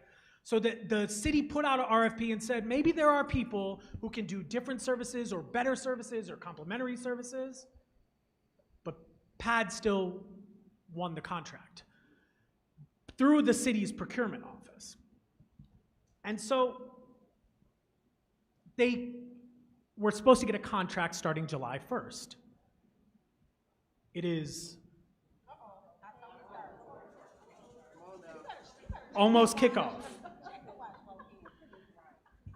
And so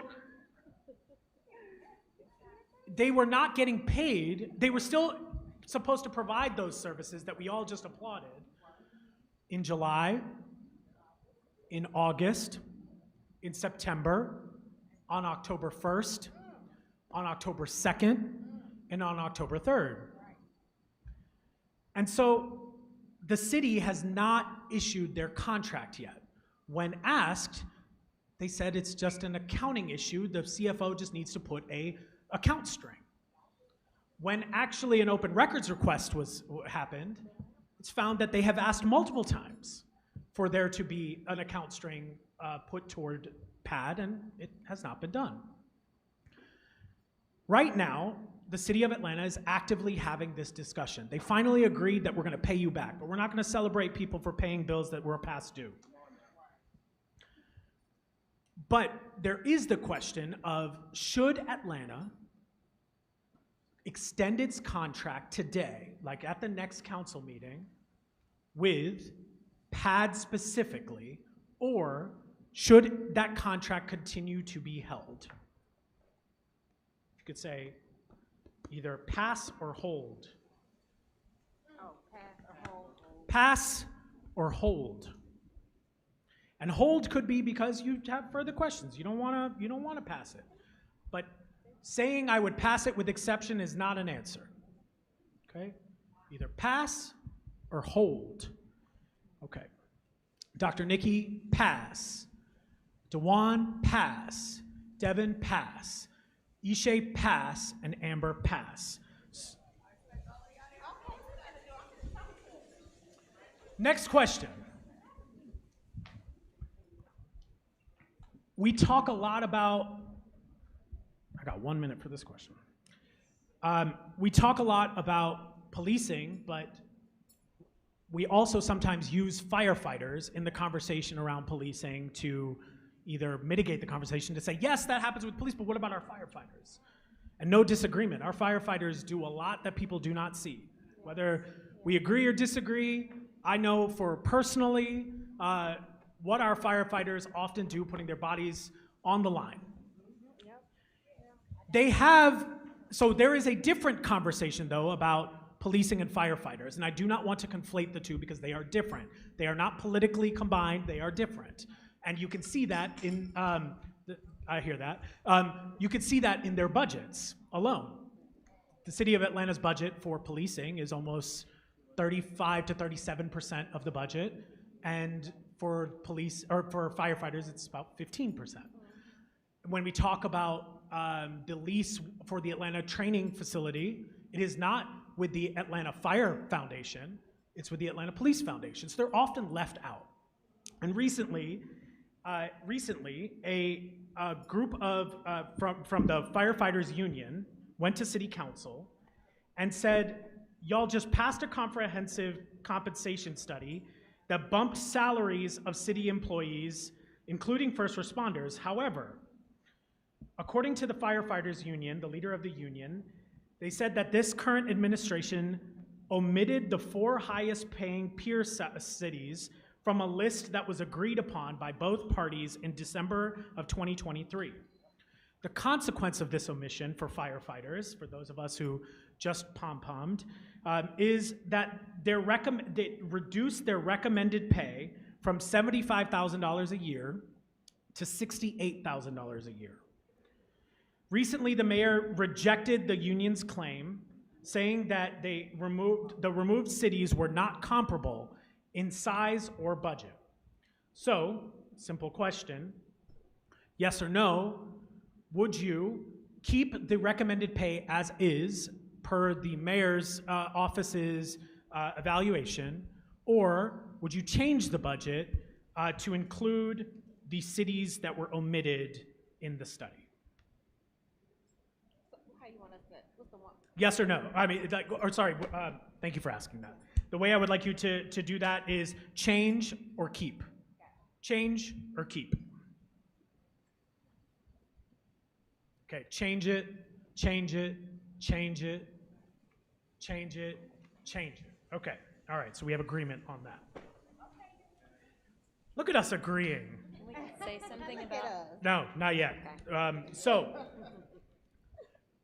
the next 2 questions come from our partners and audience members, and we're gonna have a couple of them come up as well. On this very topic, and Micah, I'm gonna have you come up. We happen to be in the IBEW building, excuse me. The IBEW building. This building has a lot of history in this city. If you don't know where you're at, I hope you find out by the end of this. Not like find out like that, but like, find out. But yes. Next up, asking our next question, which will also be yes or no on your whiteboard, is Micah McClure, who is the senior campaign lead for the Association of Flight Attendants. Big Labor, what's up, what's up? Thank you all for your time here. We appreciate you answering these questions. Georgia politicians continue to tout the state as the #1 to do business, although we are ranked the 3rd worst for workers. With these immense disparities we see in this state economically, it is vital that workers are supported and have the clear and protected right to organize their unions. Although companies that call Atlanta home, like Microsoft, have adopted neutrality agreements to guarantee workers the right to form a union without interference from bad bosses like many of the ones that we know in Georgia. Delta Airlines, one of Georgia's largest and most profitable companies, has for years run a very public and blatant anti-union campaign that targets activists and creates a culture of fear amongst union activists on the job. Neutrality agreements safeguard workers from bad actors and intimidation while organizing a union and having corporations agree to not interfere with workers' efforts to organize. It explicitly says that the corporation will not run an anti-union campaign or discourage involvement in organizing activities. Considering the stark difference between those two, do you believe that corporations should remain neutral when workers decide to organize?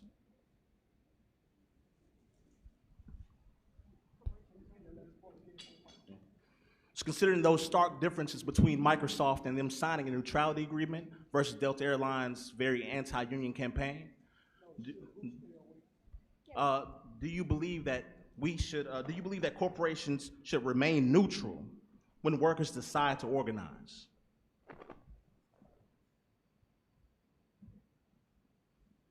Amber, yes?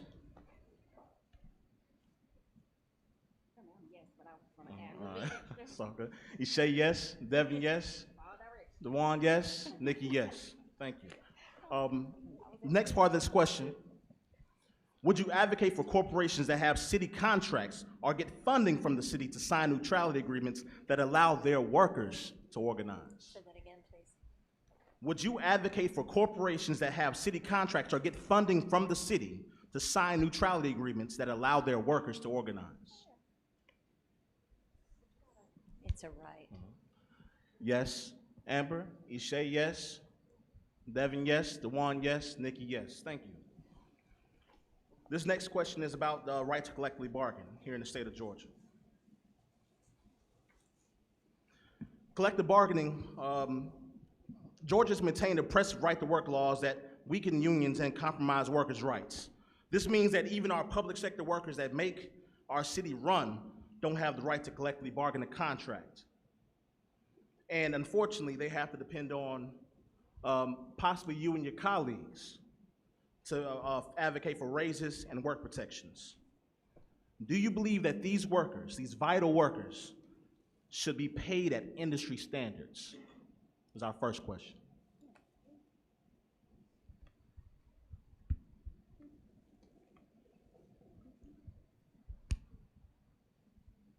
Amber, yes. Eshé, yes.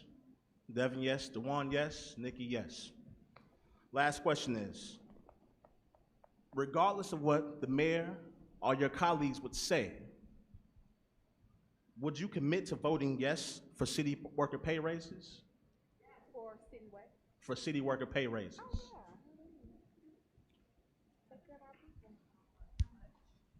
They make the city run. Yeah.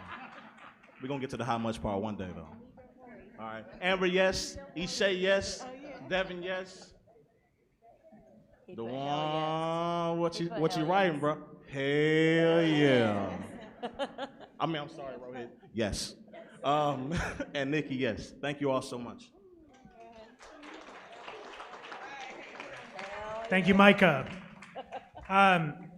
So everyone knows the Falcons scored on the first drive. It was Kirk Cousins to Drake London, 7-0. Very important. All right. The next question actually comes from the Association of Inspectors General. Yes, we went there. There's enough talk in Atlanta about the Inspector General, but no one seems to have the courage to tell the truth about what's going on. And so there's a lot of confusion about what's happening with the Inspector General. And you don't have to go far from our news cycles to realize why a role like this is extremely important. In cities across this country, we are seeing investigations that are resulting in indictments and in criminal investigations of fraud, waste, and abuse. And it's easy for us to say, well, that's just how they do over there. But in this scenario too, the South's got something to say. The Office of the Inspector General was created in response to, not ahead of, not preemptive to, but in response to criminal investigations in City Hall within our lifetime. Just so we're clear, this wasn't like somebody took their boo on a trip, but they did that too. But they also, we had people who are sitting currently in prison for misuse of dollars and buying property with city taxpayer dollars that is not theirs in extraordinary amounts. That is not fairy tale. That is reality, and it is documented. And so I applaud this city that in 2021, we said, absolutely never again. And we created what was called the Office of the Inspector General. And we didn't just go out and find any Inspector General. We got an Inspector General where they make Inspector Generals from New York. So our current Inspector General came here and said, I got this. I can take care of this. They trained me for this in law school. They trained me for this in corporate. They trained me for this in the city. I got this. And we didn't hear much aside from excitement about the fact that this office existed for a while, until recently, when the Inspector General had to go into a city council meeting as a resident and express that her office was facing an emergency and that her office was facing obstruction of her being able to do those investigations. Now, the natural answer is, well, what happened? But if you can't finish the investigation, we can't actually know what happened. And so this is not an indictment on anybody, because that's someone else's job. But we need these investigations to understand how serious these allegations may or may not be. And the question for us was, is this normal?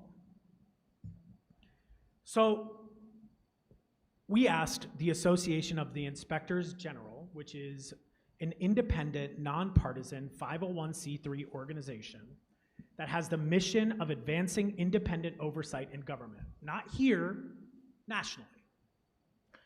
For more than 30 years, the AIG has represented thousands of members working in hundreds of Inspector General offices across the United States and internationally. The AIG, oh gosh, they used a big word and I have to read this verbatim. Promulgates.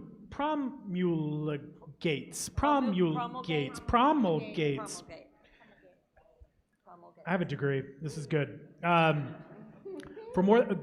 AIG promulgates the principles and standards for offices of Inspector General, known as the Green Book, that provides guidance and best practices that represent the gold standard for the state and local government offices of Inspector General. The AIG has provided a couple questions that are central to any discussion involving the ability of an Office of Inspector General to act independent, effective, and efficient. Just so you know, they were like, you better read that verbatim, because they are Office of Inspector General people. And so I did. So the question from them, number one, would you ensure that the Office of Inspector General is able to function independently from the influence of the mayor and the city council? And give me one step, which can be explained in a sentence, one step that you would take to be able to ensure that independence.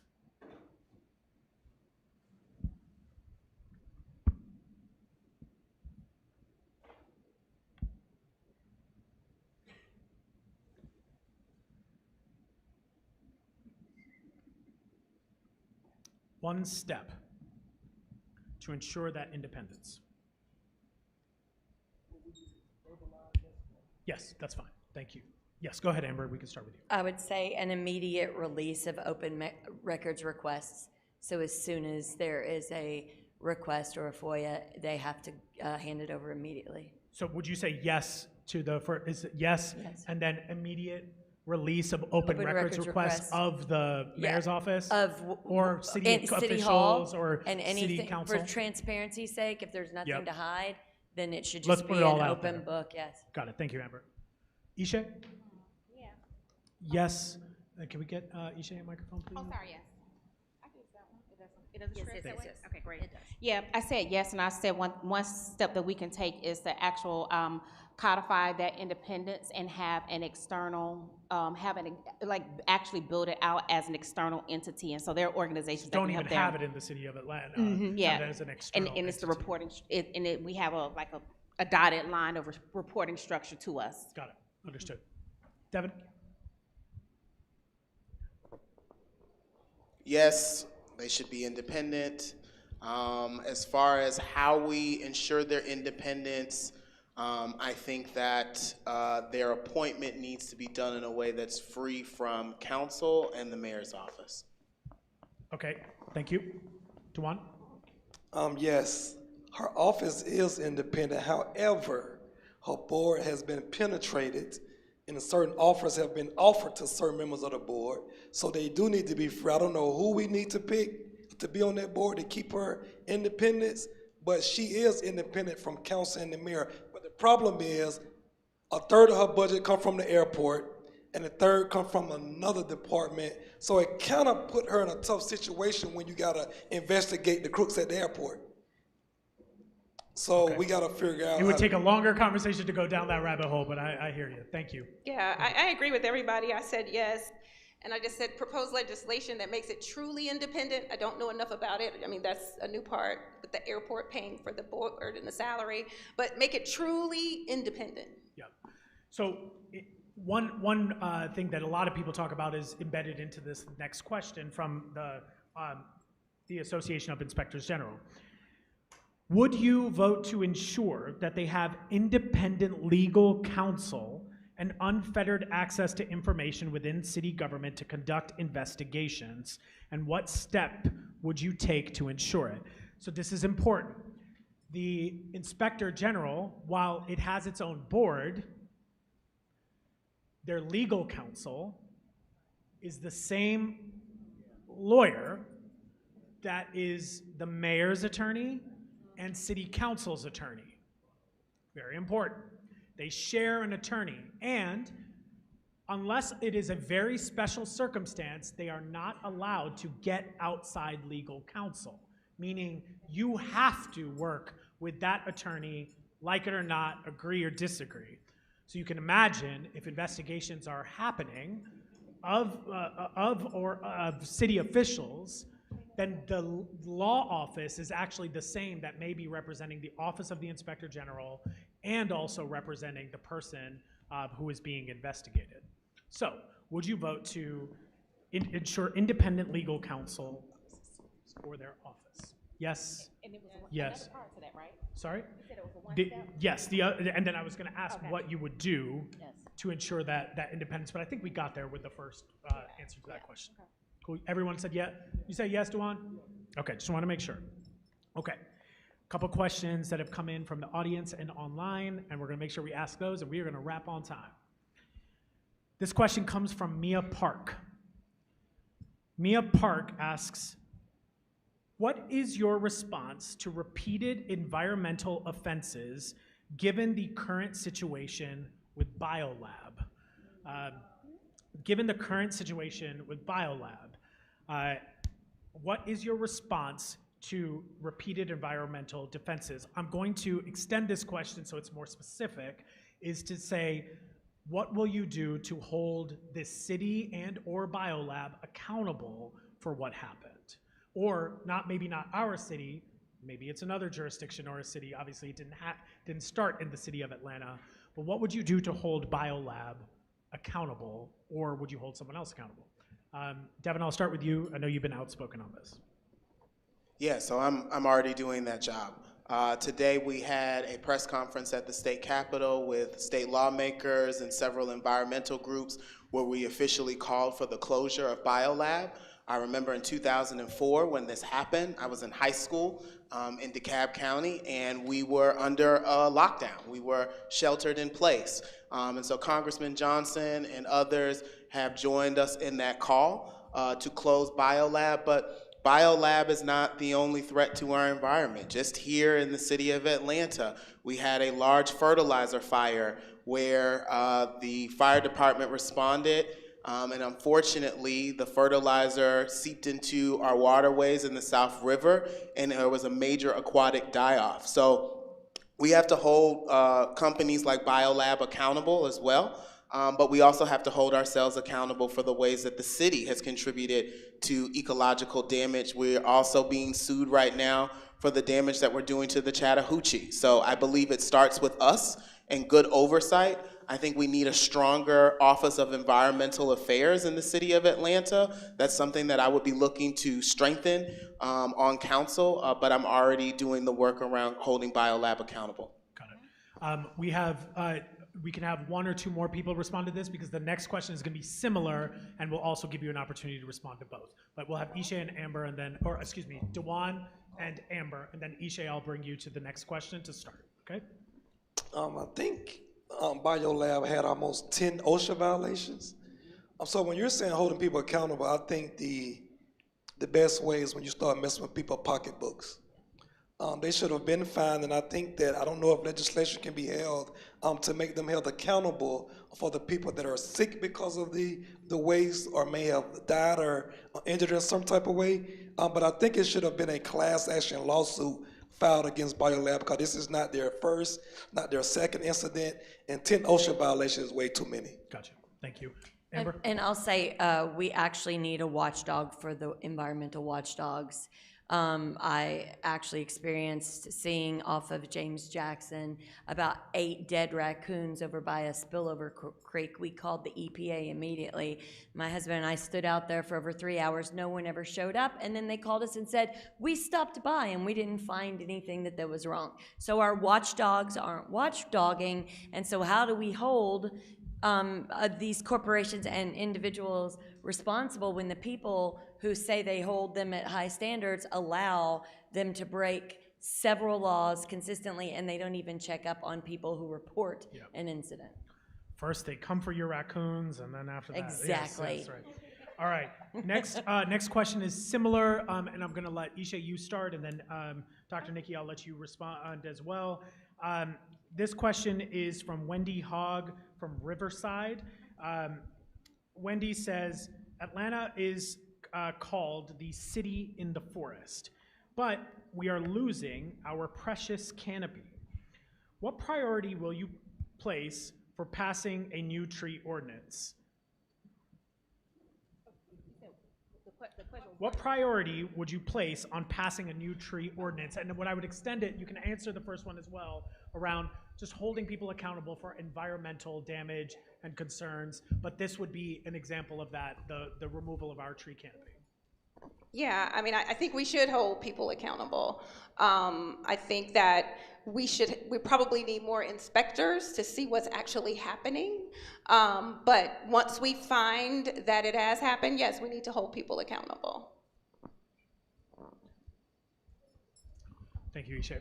Oh, that was Nikki, sorry. Sorry, I was making sure that I got all the question cards. Yeah, no, I apologize for not being at the Yeah, I podium. definitely think in terms of the environmental piece, not only closure, but exploring our business relationships or entities that do business that are connected, exploring those, and then also looking at ways that we could seek retribution and repayment and also fines. And I mean, there's opportunities for us to actually partner with our federal government to enforce those instead of the tree.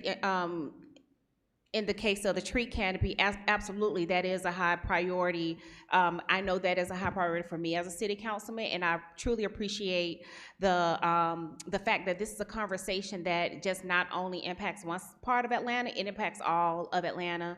We have the same conversations on the south side when we think about Adams Park and some of those key areas. So I do think as an at-large member, this is a priority that we can truly uplift and have conversations about how we can change the tree ordinance to truly protect our tree canopy for all of Atlanta. Okay. I got 2 more things that are there. If you need to add it to those questions, you can add a little bit of response because I got 7 minutes left and we got to get folks out of here. The next question is, there will be times, and Devin, I'll start with you on this, and then Amber, I'll go to you. This question is, there are going to be times where you and your constituents want different things, and this is coming from Jan in Kirkwood and Latanya from Grove Park. There are going to be times as an at-large council member, you're going to have to decide where your constituents want different things. One side of the neighborhood wants this, another side, a different neighborhood wants that. How will you build coalition power within the city council to address that? So I think I said Devin and then Amber. Thank you. Thanks, Eshé. So just quickly on the tree piece, I think we need some specific pieces around preserving our tree canopy. One of those things is we need to be awarding points to developers who figure out ways to use trees to mitigate flooding. That's currently not baked into the tree ordinance, and we get a 2-for-1 on that one. So just that's real quick. The other piece around building consensus. I'm a community organizer, so that's part of my job is we got to build consensus. One of the things I'm committed to is having a regular monthly policy roundtable so that communities who do have different ideas are able to speak with one another. I think one of the things that council members get wrong is we're oftentimes going to these different community meetings and we're not encouraging the different communities to meet with one another, particularly if they are want different things. And so I think having those roundtables that allow communities to work out some of their differences together and find where there's common ground. That's the job of a city council member, is to be a facilitator of dialogue. And so I think that's one of the ways that we do that. Got it. Okay. Okay. And as a 16-year member of the Georgia National Master Gardeners Association, tree canopy is like very important for our city. So I wanted to add that. But when it comes to trying to get two opposing views to actually come to somewhat of a consensus, each group actually needs to see the top 3 priorities of the other group. And then we need to see how those may match up and how it may not be as different as they think they are, and then compromise is made. Because not one side of that argument should get 100% while the other side gets left behind. A lot of times there's nepotism or there's favors paid. So there has to be an understanding by the constituency at large that this is what it's like to live in a big city. Yeah. So everyone writing down their top priorities so that they can work together to try to say, okay, and they brainstorm together. And once they have that relationship that they're building with those community leaders that are opposing, you'll see a lot of convergence happen that otherwise would not have happened if you met with them separately. Got it. We have a couple more questions, so I got 4 minutes. So I'm gonna come to you first, Nikki. Okay. The next question that is from CJ in Summerhill with an organization called Dream Builders. Gun homicides are reported to be down in Atlanta, but that is not indicative of all violence in this city. In conversations with officials at Grady Hospital, they've talked constantly about how the hospital beds are filled with victims of gun violence, but they are, a lot of these individuals are not necessarily calling the police, and therefore the data is not actually collected in what it is that's going on. So how, and I'll start with, I think I said Devin, right? Devin, start with you on how will we ensure that we have, did I say Nikki? Excuse me. It's getting late. Oh, yeah. It's getting late. How will you ensure that that we have data that more accurately and holistically represents issues like violence in our city, rather than just touting statistics that may be politically convenient? That is a very good question. I think you've already mentioned we can get data from hospitals, where they're receiving patients. I'm not sure where all the data sources points are, but you just name one. If we look at Grady, we know they get more gunshots and serious injuries, and so that's a place that we can start to find out the true numbers. And then also, obviously, I talk about prevention, programming, educating and promoting people who are doing the work. Grady has a response or has a program around violence and prevention and that sort of thing. So definitely working with entities that are already doing the work to get the real numbers. Got it. Devin, and then Eshé, I'll have you go next. And then Duvwon, I'm gonna have you go. I'm gonna let everyone answer this question. Yep. You can start. I don't really care, honestly. I was just trying to remember who I promised, and I don't want to hear that I said it. Let me just say this, because you got some people that are called a mirror and say I said this, and they'll be lying. So let me just say this. I don't think the mayor himself may be lying about the numbers. Whoever giving the mayor numbers are lying. The streets are not as safe as they portray it is. Gun violence is up tremendously. When you're out here in these streets and you're beating the streets down, restaurant owners, nightclub owners, they tell you, hey man, it's very dangerous out here. I've seen this play during the '96 Olympics. They want to make Atlanta seem safe. Guess what's coming? The World Cup.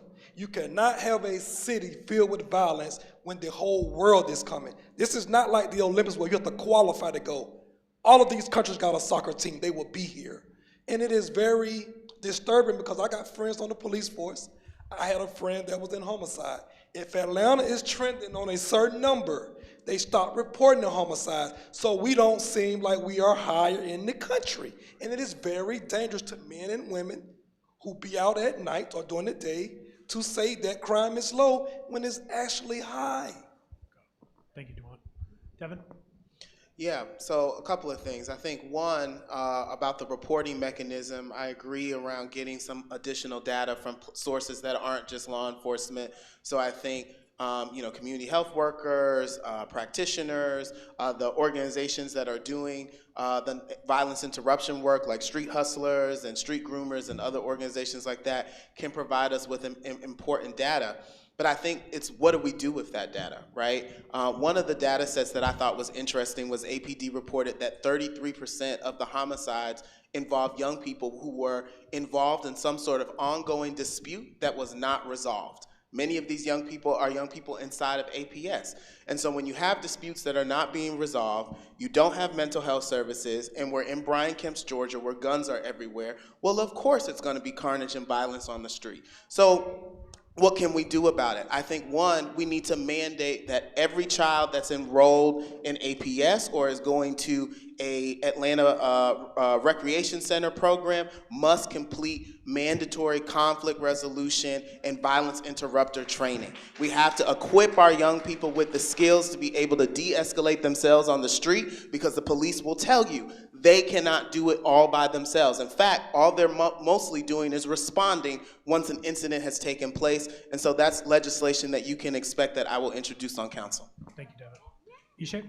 Oh, I love this. A good segue, because actually the school system, we do that. We have our social emotional learning piece. We have our no place for hate. We have our conflict resolution piece. So what we need to do is the extension of it outside of the school system and make sure we do increase these services and programs and through parks and recs and through other entities. We do also have, so I do agree with you on the second part, and I just want to clear that fact, because what often happens is that it is a default to blame what's happening in our schools and not take on a more holistic approach to solving this.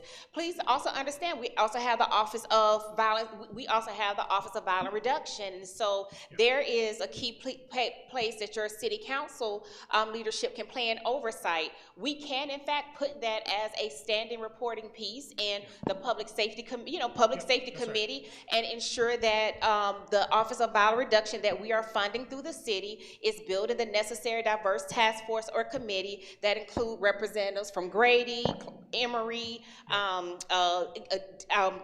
Cure Violence, all of those entities at the table to ensure that we are capturing both qualitative and quantitative data. And then City Council, we ask the pertinent questions to ensure that we are truly capturing it. Okay, thank you. Okay, so I've studied this extensively, and the reason why we're seeing the numbers the way that they are is because the APD actually uses the data and statistics from the FBI. Correct. And what the FBI does is all they're doing with their data is to tell officers where they need to patrol. So it's not something that they should be telling us as citizens is the actual data. That just tells them where to go. So if the numbers are skewed, here's an example. If someone breaks into 30 cars at a church parking lot, it's recorded as one break-in. And so the reason why we see skewed numbers is because those numbers that they're using for us to see, so that then we can know, oh, I don't want my children playing over here during this time. There's been an uptick in crime, or there was gun violence over here. Those numbers are recorded only for those in public safety to view at their COBRA meetings to see how they should police that next week, versus what we need to know so that then we actually see the statistics and we can address those systemic problems that are happening and look for ways to adjudicate or to move people from that type of violence. Thank you. We had someone in the audience who had a question that they wanted to make sure they asked. Yes. Yeah, I'll repeat your question or you can come up here. Yeah. But don't look at mine. Now what you got over there? How y'all doing? Akeem Williams, serving as Mr. Freshman at Morris Brown College. My question is, or just a little background. We live in a major city, a major metro area with significant resources and world-class healthcare, yet we rank low in national health standings. Health is crucial for achieving excellence in education, workforce development, economic growth, and personal well-being. Local governments and corporations are concerned about rising healthcare costs, as a healthcare population is essential for our region's economic validity. What initiatives can be introduced and developed to enhance public transportation, access for lower income communities, and how can these improvements affect health outcomes?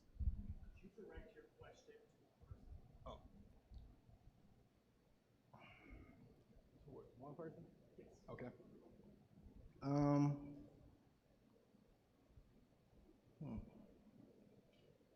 I'll direct this one towards Eshé. And how many days out the month do you spend on your health? So the first question was, I know it was one based on health equity, and it said, how does public transportation, can you? Yeah. So what initiatives can be introduced and developed to enhance public transportation access for lower income communities, and how can these improvements affect health outcomes? Absolutely. So I think definitely the public transportation piece is key. We talked about it earlier today. The Campbellton Road Corridor serving as one to ensure that everyone has access to high quality on time transportation where it's easy to move throughout this city, and currently that doesn't exist. So if you have to in fact wait an hour for a bus, or you're waiting out with no protection from the elements, and you have a health concern, you're least likely to make sure you have those appointments, you have those spaces. I also think we're missing the conversation of expanding development and businesses of that magnitude in key areas that don't have them, so that our communities don't have to travel as far to receive high quality health care. And so I do think there's opportunities for us to support small businesses and the health profession in that way, to come into communities in more need, to make it easier accessible for those communities to be on top of their health. For me, health is my top priority. I'm trying to lose a few pounds as well, and I think I am fortunate to be one.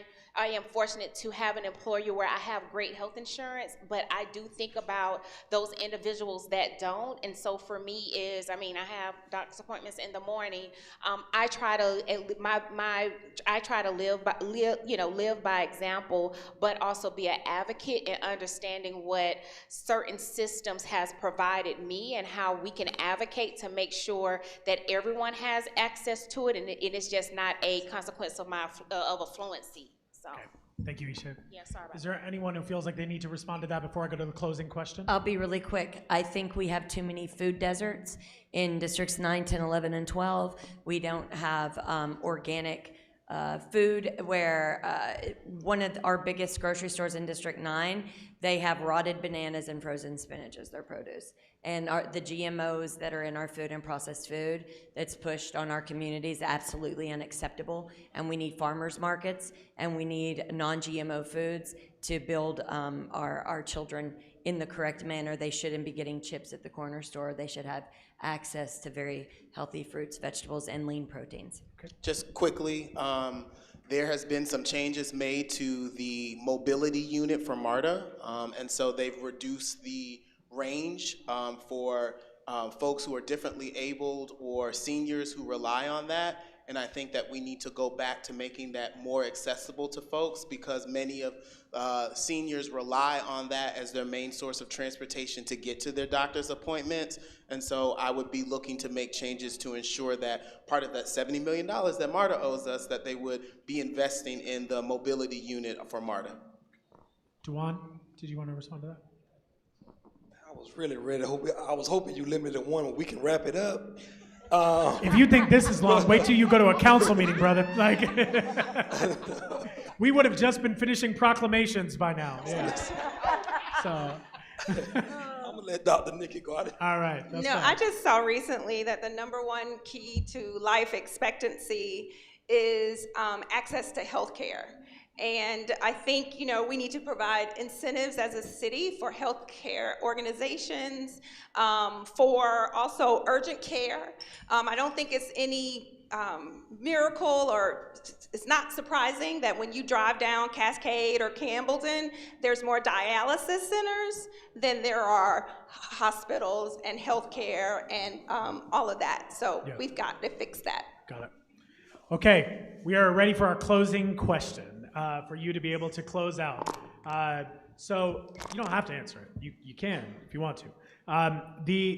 The closing, this is an opportunity if there's anything that you felt that you wanted to make sure you said or wasn't asked or whatever it might be, we'll give you some time to be able to go in front here, look into the camera, say what you got to say. But the prompt here is that the city has prioritized a lot of big ideas things like World Cups and Super Bowls, and we use elections to promise really big things to communities. But sometimes we minimize that the role of city council is often to pay attention to the day-to-day, minute, sometimes invisible things that are equally, if not more, important than those one-time big things. But folks have lost trust in their government. They have lost trust that it will tell them the truth, or that they can actually trust it to make sure that they'll have clean water on time, or that they can trust it to take care of our pipes, that they can trust it to be able to tell the truth on what's going on inside and outside. There's broken trust, so even when government does good things, oftentimes people don't see it because that trust is fundamentally broken.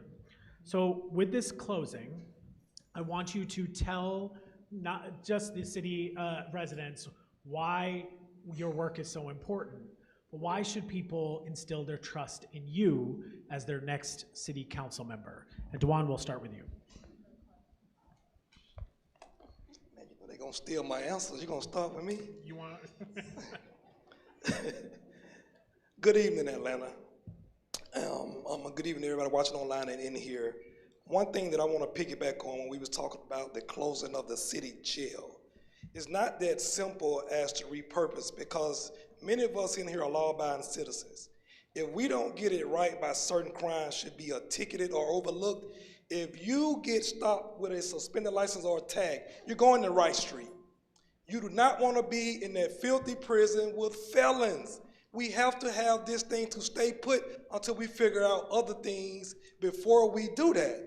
Because a simple violation will land you in Rice Street where the walls are falling apart, no water is running there, everything is scarce, and you will be there for a simple violation where you will have to wait a day or two to get out of there. And when it comes to city council, my record speaks for itself. I helped the watershed department get their $4.50 raise with the help of the union. I led the efforts. I just helped maintenance at the airport get their $4.60 raise that they've been trying to get for years. Without council and without union, I've been advocating and getting these things done. You want someone that is not cliquish. Atlanta is very cliquish. Atlanta has come to a place of mediocrity. You want someone that you have seen down there daily, fighting for the people without compromise. And I think that person in me, that is where I stand apart at, because I dance only if I like the music. And I believe in helping the people, and you should vote with someone that you can trust no matter what. Will not compromise your rights to access to the city of Atlanta because they want to be friends and take pictures with those at City Hall. Can you all give a big round of applause to Dr. Duvwon Robinson, please? Thank you, Duvwon. Amber, I'm going to have you go next. If you don't mind using the wireless, that's preferred. Thank you.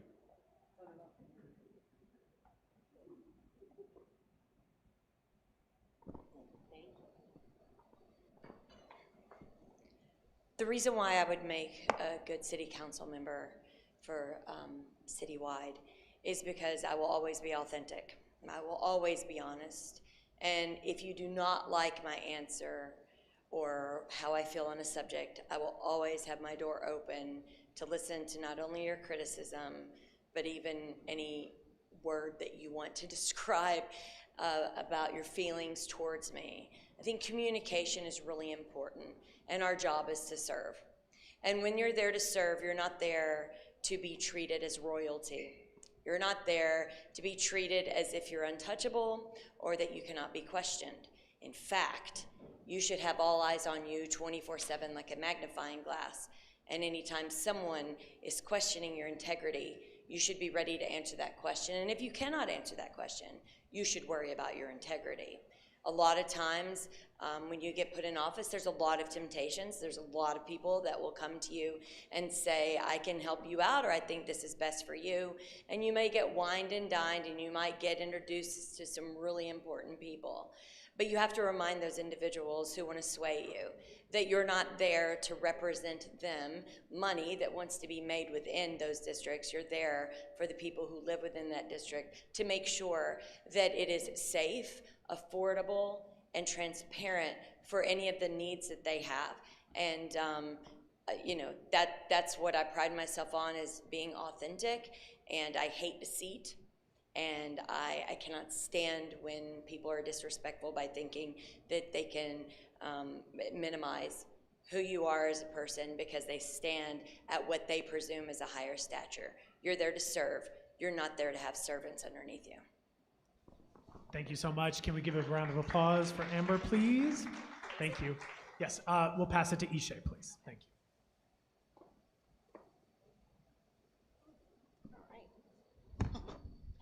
Well, thank you all so much for sticking with us through this evening. We've discussed a lot of things. We've discussed big ideas. We've discussed, as Rohit stated, daily pieces. We've discussed the way that we can influence state legislation, lead by example, and serve as a national model. We've talked about a lot of things, and this at-large seat, which is a citywide seat, is extremely key because you need a leader with experience, someone that knows the work, someone with the ins and outs, someone that has done this work in larger capacity and larger issues, that have went through communities, that have built coalitions, that have done just that work.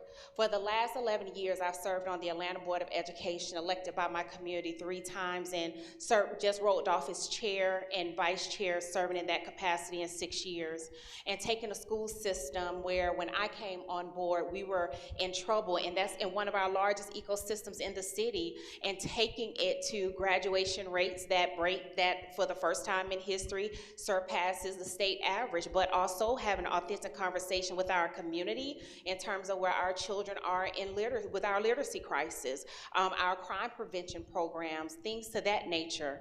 What I would say is that, my message is very clear. I am going to continue to fight for an Atlanta that thrives for us. And what does that mean for all of us? That means that we need to have a city that's affordable for all of us, that goes beyond housing, that goes towards our lived experience, that goes to the diversity of this city. No matter where you live, no matter the income that you make, we all should be able to take advantage of the things that make this city great. We all should be able to access the things that make this city great. So that is leaning into our transportation infrastructure. That is making sure our utilities infrastructure is key. That is finally addressing the consent decrees that we are under, where we're seeing, our water main issues that are happening. That's also ensuring that we have safe and healthy neighborhoods that reflect the diversity of our communities. We talked about the crisis with our children. We talked about the needs of our families. And so it's extremely important that we also make sure we expand workforce opportunities for citizens of Atlanta, so we can take advantage of whether it's World Cup or even supporting our small business infrastructure throughout the city, which often goes underestimated because it's one of our most fastest growing ecosystems in this city. So with that being said, I am the only candidate with a proven track record of making things move in the city and being at the table for those big decisions, understanding those systems. And it is my hope that my answers and my responses shows you the strategic thinking, the training, the understanding of community and community engagement, and ensuring that every voice and every person is heard through this process. So I hope to have your vote and your support starting in 13 days, October 15th, and hopefully November 5th. Sorry. Thank you. Thank you. All right. Next up, Devin.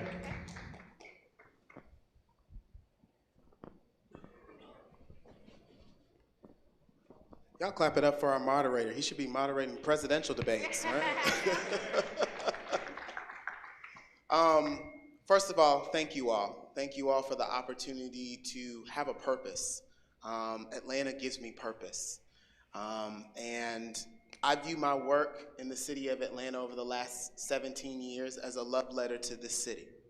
And we need people who are not just from the city, but people who love this city in elected office. We need people who knows what it's like to have the heart of a community organizer, the heart of a servant, the heart of the people. And I submit to you that if you look at the record that I have and the fights that I have engaged in on behalf of the people, that is the type of leader that you all deserve on city council.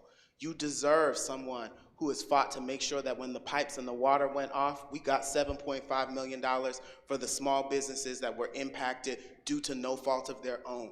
You deserve someone who believes in democracy no matter what, and that when 116,000 people in the city of Atlanta say that they want to vote on an essential piece of public policy, that we let them vote on it. You deserve someone that is going to end the scourge of poverty in this city. It takes 4 generations for a child born in Atlanta to get out of poverty. And so you deserve someone who's going to prioritize baby bonds to make sure that we open up high-yield savings accounts for children who are born in poverty in the city of Atlanta. That's what you deserve. But you also deserve someone that doesn't have the typical resume that city leaders have had. Because I submit to you, what has that done for the city of Atlanta? Are we a better city because we have constantly picked the people who know the right folks, who went to this school, who knows the mayor, who sat on this board? We need to pick something different. This city council election is completely different. Never has there been a time that we know of where we have had a city council election that runs concurrent with a presidential election where we have the first black woman on the ballot to be president. And no matter where you may fall on the political spectrum, you have to acknowledge that this is historic. And so I submit to you all, do something historic. Put the first black LGBTQ man on city council. Put the first community organizer on city council, and put the first real progressive on Atlanta City Council. My name is Devin Barrington Ward, and I would love to have your support on November 5th. Early voting starts October 15th. Thank you. Thank you, Devin. Round of applause for Devin. Last we have Nikki. Good evening again, everyone. Thank you for, as someone has already said, hanging in here with us. This is very important, and that is why we took this amount of time this evening. Again, I'm Nicole Evans Jones, and I am running to put neighborhoods first. I have done that for the last 30 years in this city, and what I know about that work, it's not about the big decisions. It is about neighborhoods. It is about each of you in this room having your voice heard. And so that is why that is a part of what I say in every room that I've gone to, because I know that to be the case. You don't turn around schools. You don't change communities by proposing big ideas. Impact. It's not intent, it is impact. And I'm telling you that I will do the same work that I've done for the entire city if you elect me as your next city council person. So I appreciate you again for coming, NicoleEvansJones.com. Thank you. All right. Ladies and gentlemen, can you join me in giving a big round of applause to our post-3 at-large candidates? I will say to these 5 candidates, public service is often a thankless job.